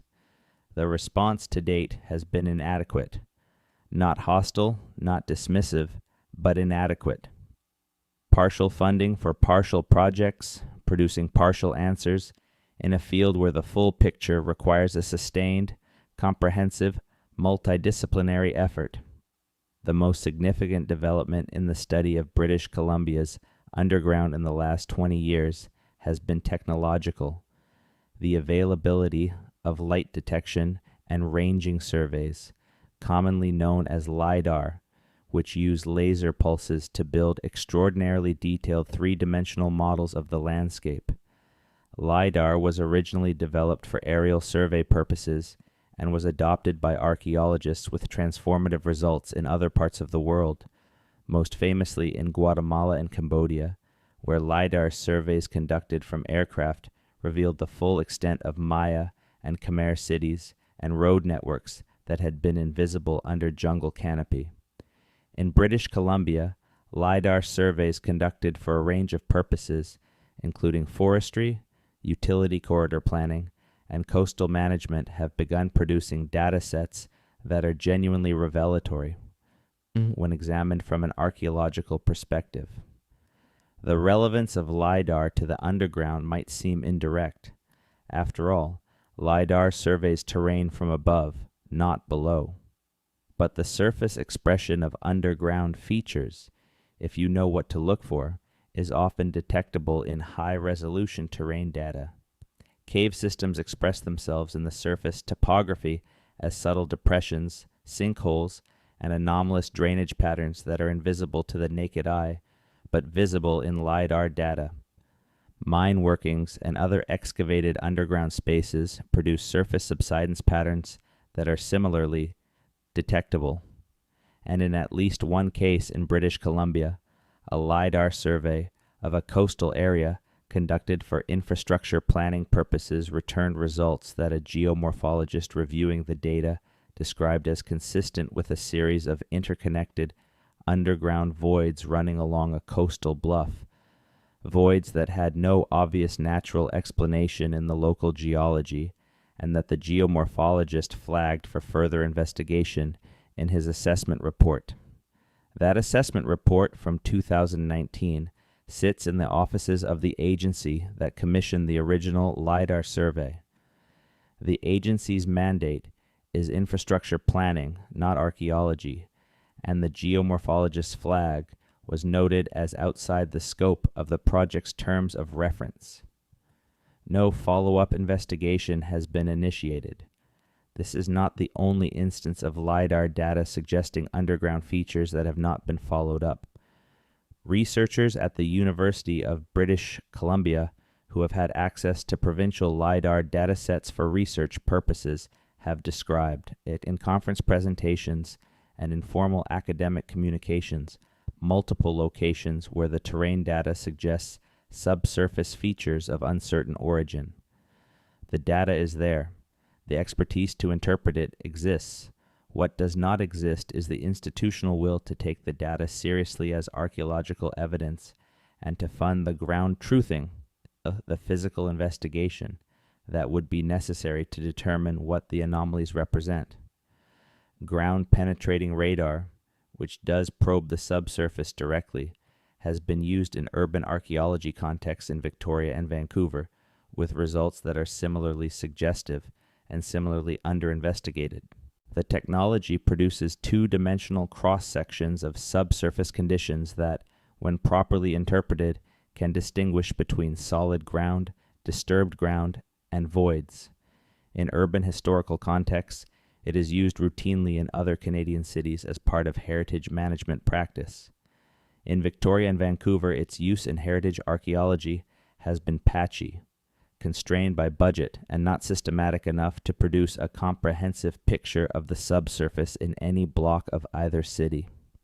The combination of LiDAR surface data and ground-penetrating radar subsurface data, applied systematically across the key areas of interest, Victoria's Chinatown, the waterfront districts of both cities, the Fraser Canyon, the Forbidden Plateau cave area, the former Doukhobor village sites in the Kootenays, would likely produce a substantially more complete picture of British Columbia's underground than anything currently available.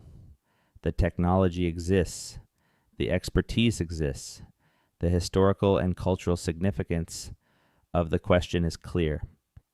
What is missing is a coordinated institutional commitment to the investigation and the funding that such a commitment would require. It is worth pausing here to be specific about what a comprehensive investigation of British Columbia's underground would actually look like, because the shape of what has not been done is often as informative as what has. A proper investigation would begin with a province-wide survey of existing documentation, the provincial archaeological register, the construction records in municipal archives across BC's major cities, the Dominion and provincial government records related to infrastructure from the colonial period forward, the military records from the First and Second World Wars, and the ethnographic and oral history records held by university archives, provincial archives, and First Nations communities. This documentation phase alone would be a multi-year project requiring a dedicated team of researchers. It has never been attempted. The documentation phase would be followed by field investigation of priority sites, the Victoria Chinatown area and the Harbour District, the Esquimalt Peninsula, the Fraser Canyon between Yale and Boston Bar, the Stein Valley, the Forbidden Plateau cave system, the former Doukhobor, village sites in the Kootenays, the Barkerville town site, and the wartime infrastructure sites in Prince Rupert. Each of these priority sites would require a combination of non-invasive survey, LiDAR analysis of available datasets, ground-penetrating radar surveys, and hydrological mapping, and targeted physical investigation where the non-invasive surveys identified features warranting closer examination. The physical investigation phase would need to involve Indigenous communities at every site on their traditional territories, not as an afterthought, not as a consultation checkbox, but as genuine partners who bring knowledge to the investigation that the archaeological toolkit alone cannot access. This means the kind of long-term relationship building between research institutions and First Nations communities that takes years before it produces research results, and that requires a fundamentally different model of archaeological practice than the one that has historically operated in British Columbia. The total cost of such an investigation, properly scoped and properly conducted, would be in the range of several tens of millions of dollars over a period of perhaps 10 to 15 years. This is not a small investment. It is, however, a small fraction of the cost of the infrastructure projects, the highway expansions, the pipeline corridors, the urban developments that have repeatedly encountered underground features and then destroyed them in the course of construction. The investment in understanding what is below British Columbia before it is built over would, in the long run, save both the historical and the economic costs of managing underground surprises in the course of development. The archaeological community in BC has been making this argument to successive provincial governments for a generation. The argument is correct. It has not been sufficiently heard. In the meantime, the accidental discoveries continue. In 2014, a homeowner in the James Bay neighborhood of Victoria, working on the foundation of a house built in 1908, broke through a basement wall and found himself looking into a brick-lined passage roughly a meter wide. He documented it extensively with photographs before calling the city.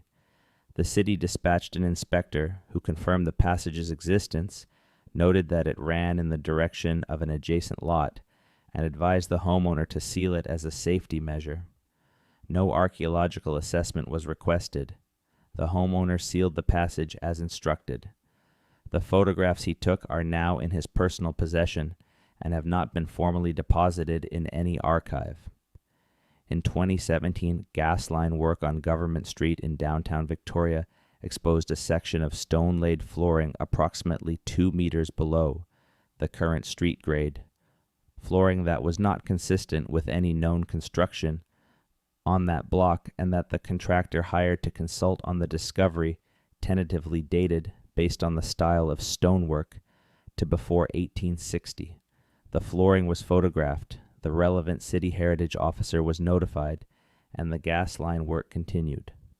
The flooring was not excavated or systematically documented beyond the photographs. The heritage officer's note in the city's file observes that the find was potentially significant and recommends consultation with an archaeologist. No consultation took place. In 2021, during the construction of a new residential development in the Strathcona neighborhood of Vancouver, workers encountered a series of wooden-lined shafts extending vertically downward from the basement excavation level. The shafts were approximately 60 centimeters square, lined with Douglas fir planks that tree ring dating subsequently suggested were cut in the 1890s. The shafts extended to a depth of approximately 4 meters, where they opened into horizontal passages that ran east and west. The developer's project archaeologist documented the shafts and requested a brief hold on that section of the excavation while she assessed the find. After a 2-day hold, the excavation resumed. The passages were destroyed. The project archaeologist's report describes the shafts as consistent with either a private drainage system or a means of access to sub-basement spaces, and notes that the horizontal passages could not be fully investigated before excavation resumed. The report is in the City of Vancouver's development permit file and is not publicly accessible. These 3 discoveries, one in 2014, one in 2017, one in 2021, are representative of dozens of similar events that have occurred across British Columbia in the last decade alone. They follow the same pattern: find, brief documentation, decision not to investigate further, destruction or sealing. The pattern is not the result of bad faith. The city heritage officers and project archaeologists involved in these events are professionals doing their jobs within the institutional constraints they operate under. The constraints are the problem: budget pressures, development timelines, the absence of a mechanism for escalating unexpected underground discoveries to a level of response that would allow proper investigation. British Columbia does not have a protocol for handling significant underground archaeological discoveries in the course of development that is both fast enough to be compatible with construction schedules and rigorous enough to ensure that significant finds receive proper attention. Other jurisdictions, England for example, with its Program for Archaeological Investigation system, have developed such protocols over decades. British Columbia has not. The time of troubles for the underground of British Columbia, if one can call it that, was probably the mid-20th century. This was when the combination of rapid urban expansion, major infrastructure construction, and the specific priorities of post-war development created conditions in which underground features were routinely encountered, briefly noted, and then destroyed or buried without systematic documentation. The construction of the Lions Gate Bridge and its approach roads in the 1930s and 1940s encountered subsurface anomalies along the North Shore that were not explained in the construction records.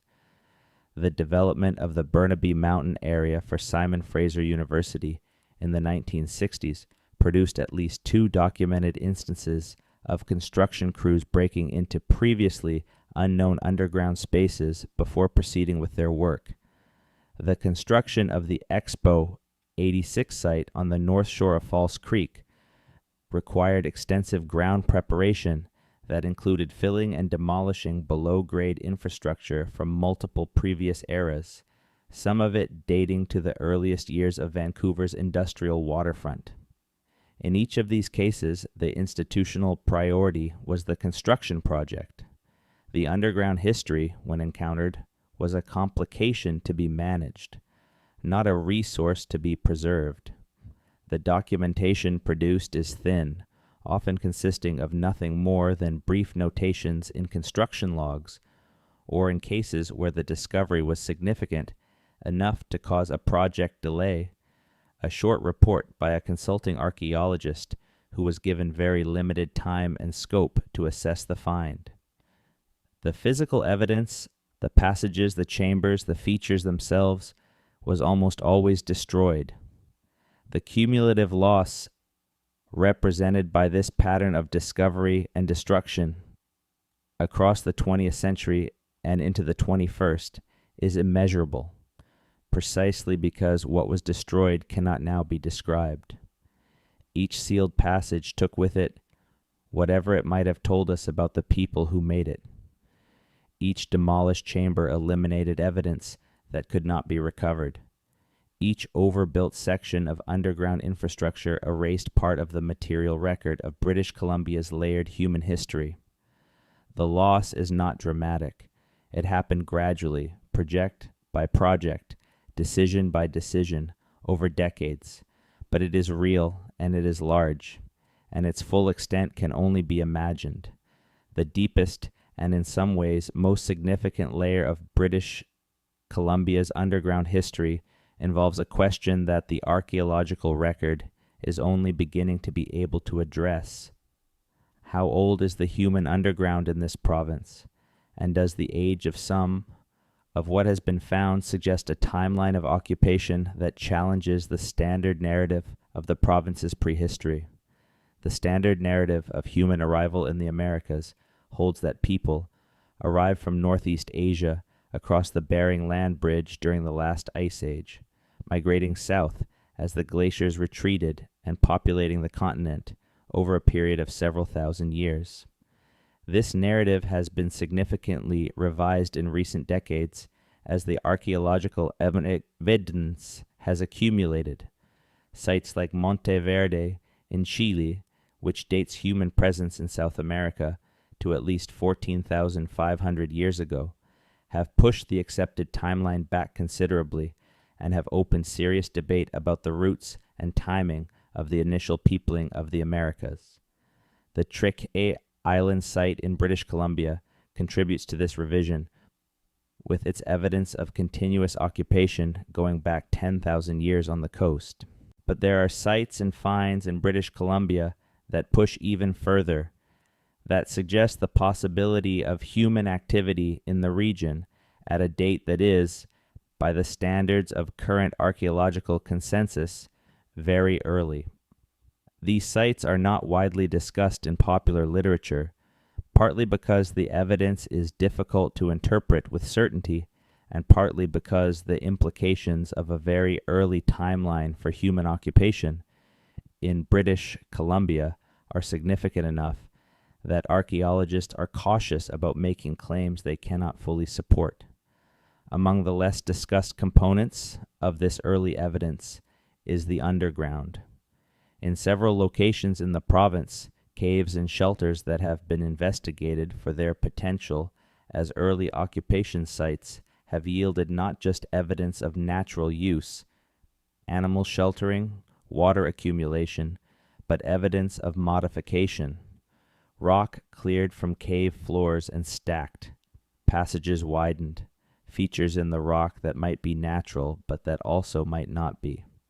The challenge in interpreting these features is that the modification of underground spaces by human hands is extremely difficult to date and extremely difficult to distinguish from natural processes when the modifications are limited and the context is ambiguous. One site in the interior of the province, in a location that researchers who have worked there are reluctant to publicize precisely because of concerns about unauthorized access and disturbance, was first documented by a provincial archaeologist in 1987. The archaeologist noted the presence of modification features in several cave passages, stepped cuts in the rock that appeared to be footholds, cleared areas on cave floors that were flatter and more regular than natural cave floors tend to be, and in one chamber a series of incised marks on the wall that she described in her field notes as possibly, but not definitely, anthropogenic. She submitted her notes and photographs to the provincial archaeological branch and recommended follow-up investigation. The follow-up investigation that was recommended has not been completed. The 1987 survey notes sit in the Provincial Archaeological Register, which is a database that is not publicly accessible. It is restricted to professional archaeologists with specific research permits on the grounds that publishing the locations of archaeological sites creates risks of looting and damage. This protection is genuine and legitimate, but it also means that the 1987 survey's findings and the many similar findings in the restricted provincial register are not available to the public, not able to be scrutinized, and not integrated into any public understanding of British Columbia's underground history. The question of what it all means is, of course, the hardest one to answer. There are people who look at the evidence for an extensive pre-colonial underground in British Columbia and conclude that it proves the existence of a vanished civilization, a pre-ice age culture of sophisticated people who built a tunnel network across the province and then disappeared, leaving their passages as the only surviving evidence of their existence. This interpretation is popular in certain corners of the internet and in a particular genre of alternative history writing. It is not supported by the archaeological evidence, which shows no material culture consistent with a pre-Ice Age technological civilization in the region. The passages, if they exist as described, do not require a civilization to explain them. They require only a sustained human presence over a long period of time, which the archaeological evidence does strongly support. There are others who look at the same evidence and conclude that the mystery is entirely a product of documentation failure, that there are no genuinely inexplicable tunnels under British Columbia, only underdocumented ones, and that with sufficient archaeological investment and a more inclusive approach to historical evidence, the picture would resolve into something comprehensible. This is a more defensible position, and it is probably closer to the truth than the alternative history version. But it also requires acknowledging that the documentation failure is not accidental, that it is the product of specific historical decisions about whose knowledge counted and what was worth recording, and that reversing it will require more than just funding more archaeological surveys. The most honest answer is that British Columbia's underground is genuinely and persistently mysterious, and that the mystery is not the entertaining kind, not the kind that invites adventure and easy resolution, but the kind that reflects historical neglect and institutional incuriosity. The tunnels are real. The evidence for their existence across multiple eras and multiple types of construction is substantial. The questions about their origins, their extent, and their connections to each other remain open because the institutions that could answer those questions have not made answering them a priority, and in some cases have actively worked against the kind of investigation that would be necessary to answer them. There is also the question of what understanding the underground more fully would mean for British Columbia's relationship to its own history. The province has been engaged over the last several decades in a serious and often difficult reckoning with the full history of its Indigenous peoples, with residential schools, with the dispossession of land, with the suppression of language and culture. This reckoning is not complete. It will not be complete soon, but it is happening, and it is changing the terms on which British Columbia understands itself and its past. The underground history of British Columbia is part of that reckoning. To take seriously the oral traditions that describe an Indigenous underground that existed long before European contact is to affirm, in a concrete way, the depth and sophistication of the civilizations that were here before the colony. To properly investigate and document the Chinatown tunnel network is to give proper historical weight to the experience of Chinese Canadian communities whose survival strategies have been treated as criminal infrastructure. To declassify and publish the wartime underground records is to honor the commitment to democratic accountability that the wartime sacrifices were supposed to be protecting. To preserve and investigate the Doukhobor underground is to remember a chapter of Canadian history in which religious minorities were systematically persecuted by a government that claimed to value religious freedom. None of these are abstract historical exercises. They are, in a quite direct sense, acts of historical justice. And the underground is where that justice needs to be extended, because the underground is where the evidence is. Every passage that was sealed without documentation is a piece of that evidence gone. Every oral tradition that was dismissed as folklore rather than treated as historical record is another path into the underground that has been closed. The ongoing work of documentation and investigation is not merely academic. It is, in a meaningful sense, repair work, an attempt to recover something that has been lost through a combination of neglect and deliberate suppression. There is a phrase that Canadian historians sometimes use when they are trying to articulate what is most challenging about the country's history. The phrase is selective forgetting.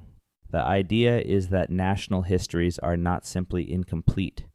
Every history is incomplete because the past is enormous and the record is always partial. National histories are selectively incomplete. They forget specific things for specific reasons, and the things they forget tend to cluster around the experiences of people who did not hold power. Indigenous peoples, immigrants, religious minorities, the poor, people whose lives were shaped by forces that the powerful would prefer not to examine too closely. British Columbia's underground history is a case study in selective forgetting. The passages are still there in the places where they have not been destroyed. The geological features that made them possible, the karst landscapes and lava tubes and fault line fractures of a geologically extraordinary province, are still there. The oral traditions that describe their oldest layers are still, in many cases, held and transmitted within First Nations communities. The documents that could help explain the colonial and military layers are in archives, waiting for declassification or for researchers with the specific permits to access them. The physical evidence that turns up in every significant construction project in Victoria and Vancouver and the other cities of the province continues to surface, continues to be briefly noted, and continues to be destroyed. The underground is not going anywhere. British Columbia's geological complexity guarantees that. What is at risk is the human layer of the underground. The knowledge, the oral tradition, the aging testimony, the documents that are still classified, the sites that have not yet been destroyed by development, but that are in the path of projects currently in the planning stages. The window for understanding the human underground of British Columbia is not closed, but it is narrowing, and the pace at which it narrows, the pace at which new construction encounters and destroys underground features, the pace at which elders who hold knowledge of the oldest layers of the underground pass on, the pace at which classified documents age past any reasonable justification for continued secrecy, is not slow. The story told in this documentary is not a complete story. It could not be a complete story because no complete story of British Columbia's underground exists yet. What exists is a collection of fragments: the 1859 journal entry, the 1887 shift report, the 1981 construction memo, the 2019 geomorphologist's assessment, the photographs on a homeowner's phone, the conference presentations, the privately circulated reports, the oral traditions, the restricted register entries, the classified archives. Fragments that, taken together, describe the outline of something large and significant and almost entirely unmapped. What lies at the bottom of the tunnels beneath British Columbia is not treasure in any conventional sense. There is no gold room, no secret archive, no single dramatic revelation waiting for the right investigator to find it. What is down there is something more valuable and more elusive than any of those things. Evidence. Evidence of the full range of human life in this province, across all the peoples and all the eras and all the purposes that have brought people to dig and carve and build beneath its surface. Evidence of survival under persecution, of wartime preparation, of spiritual practice, of practical ingenuity, of the long, deep human engagement with this particular piece of the earth that stretches back so far that its beginning is still not clearly in view. The tunnels are British Columbia's underground archive. They are primary sources in the most literal possible sense, physical records made by the hands of people who had reasons to make them, waiting in the dark for the historians who will take them seriously. Those historians have not yet fully arrived, but the evidence suggests that they are at last beginning to look in the right direction. There is a kind of history that only the underground can hold, the history of the people who could not be present in the official record, who could not build their lives in full view of the institutions that govern them, who survived precisely because they built their worlds in places where those institutions could not easily reach them. The underground of British Columbia is full of that history, full of the ingenuity and the desperation and the courage of people who were told in one form or another that their lives did not matter enough to be documented, and who documented themselves anyway, in stone and brick and timber, in passages that have now outlasted the persecution that made them necessary. To excavate that history, to recover it from the physical record, to supplement it with oral tradition, to place it in the full context of the province's human story, is not an exercise in nostalgia. It is a recognition that the history of British Columbia, like the history of every place, is deeper and more complex and more human than any single telling of it can contain, and that the underground, with all its mystery and all its unanswered questions, is one of the most important places to look for what that fuller history contains. The people who built those tunnels deserve better than to be forgotten.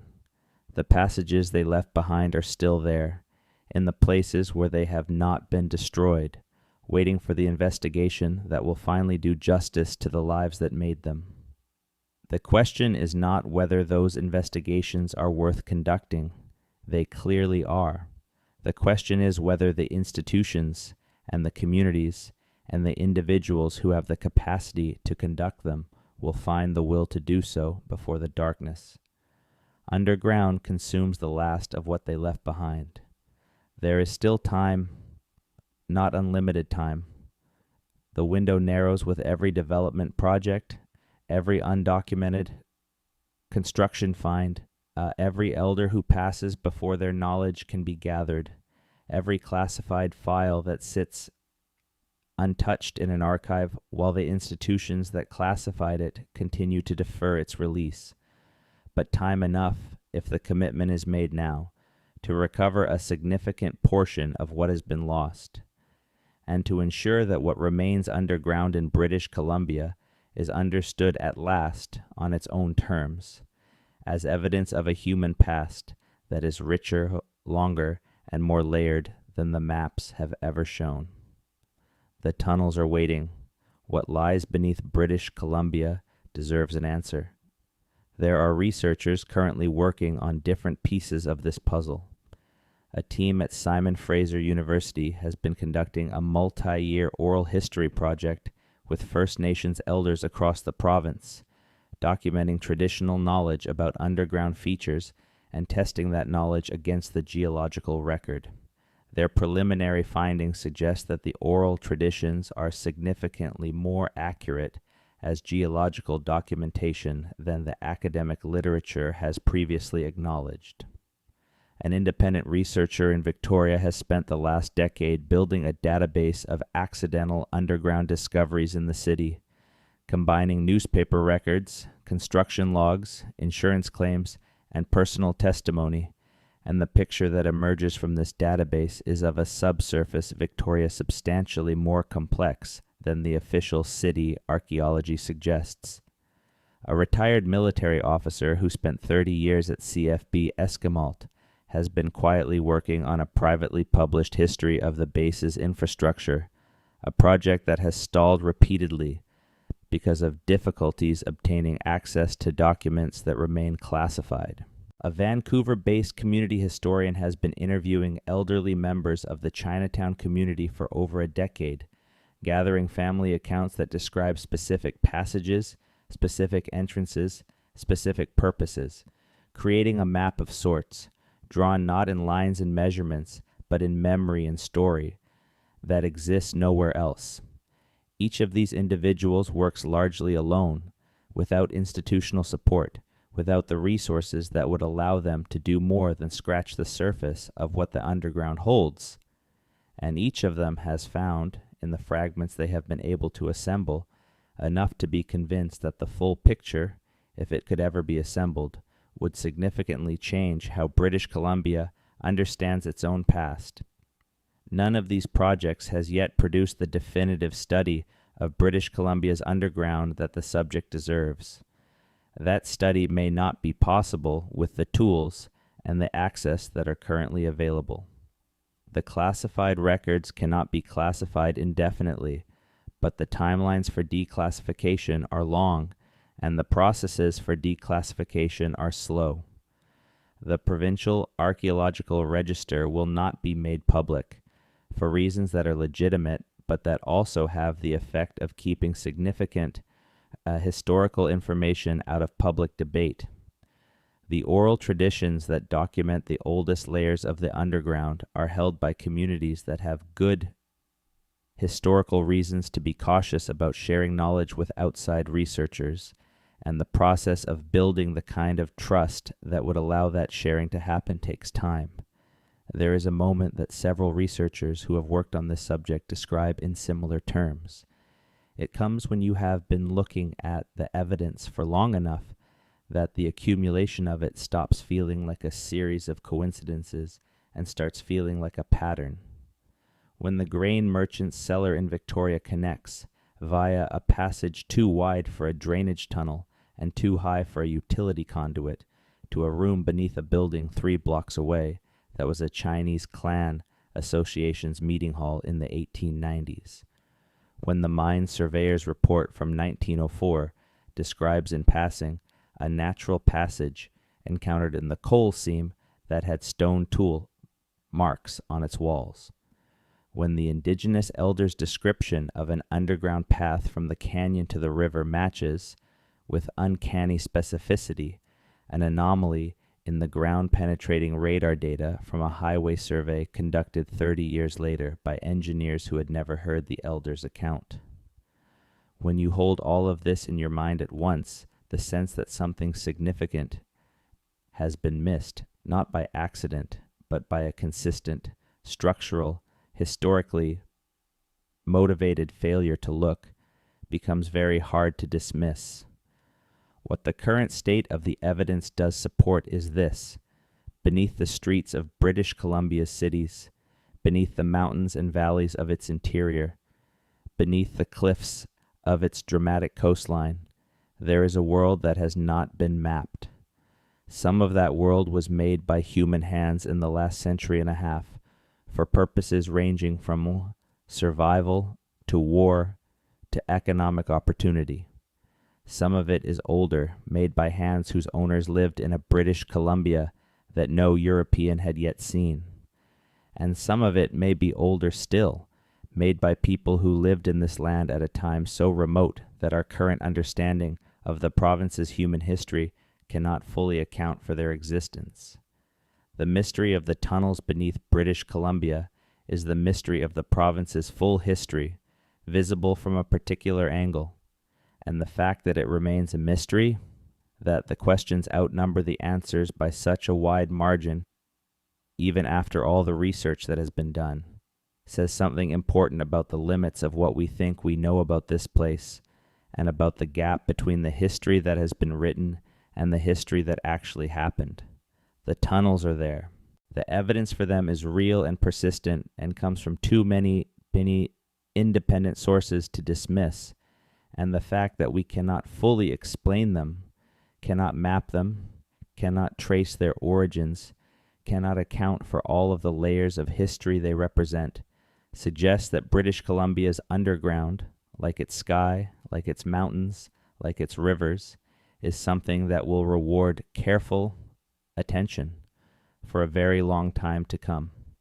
There are plans, as this documentary is completed, for further investigation into several of the specific locations discussed here. The Stein Valley site with the painted chamber and the blocked tunnel passage is the subject of a proposed collaborative study between Simon Fraser University's Archaeology Department and the Nlaka'pamux Nation, pending funding and negotiation of a research protocol that satisfies the nation's requirements for cultural stewardship of the site. The Victoria Tunnel Database Project is seeking partnership with the City of Victoria's Heritage Office for access to construction records going back to the city's founding. The Hatley Castle underground question has been raised with the Royal Roads University Administration, which now manages the property, and has prompted what an administrator there described as active internal discussion. And the Fraser Canyon passages described in Thornton's journal and in Nlaka'pamux oral traditions are the subject of a ground-penetrating radar survey planned for the near future, pending provincial archaeological permits. None of these investigations will produce quick answers. Underground history moves slowly for reasons that have everything to do with the fundamental difficulty of doing archaeology in places where other things are currently happening: cities, military bases, working heritage sites. The evidence accumulates methodically through exactly the kind of painstaking, detail-oriented work that makes for very bad television but very good history. The answers, when they come, will be partial and will open new questions. This is how history always works. But the direction in which those answers seem to be pointing, toward an underground that is older and more complex and more connected to the full sweep of human activity in this province than anyone has previously documented, is itself significant, because it suggests that the standard story of British Columbia, the story of exploration and settlement and development that fills the textbooks and the heritage plaques and the tourism websites, is a surface story, a story of what was visible and what was chosen to be seen, and that beneath it, in the dark and the stone and the silence, a different and more complete story waits to be told. The tunnels are down there, and if you are patient and careful and willing to ask the questions that the official record has not answered, you may yet find your way to what lies at the bottom of them. If you made it all the way through this investigation, thank you for watching. This is exactly the kind of deep dive that this channel was built for. No shortcuts, no surface level history, just the full story with all its complexity intact. If you found this valuable, please subscribe right now and hit the notification bell so you do not miss the next one. Leave a comment below telling us which part of this underground history you found most surprising. The Indigenous passages, the Victoria Chinatown tunnels, the Wartime underground, or something else entirely. Share this video with anyone who loves Canadian history or who thinks they know everything about British Columbia. And if you want to support this channel and see content that goes even further into the stories that the textbooks leave out, check out the Patreon link in the description. Thank you for watching. We will see you in the next one.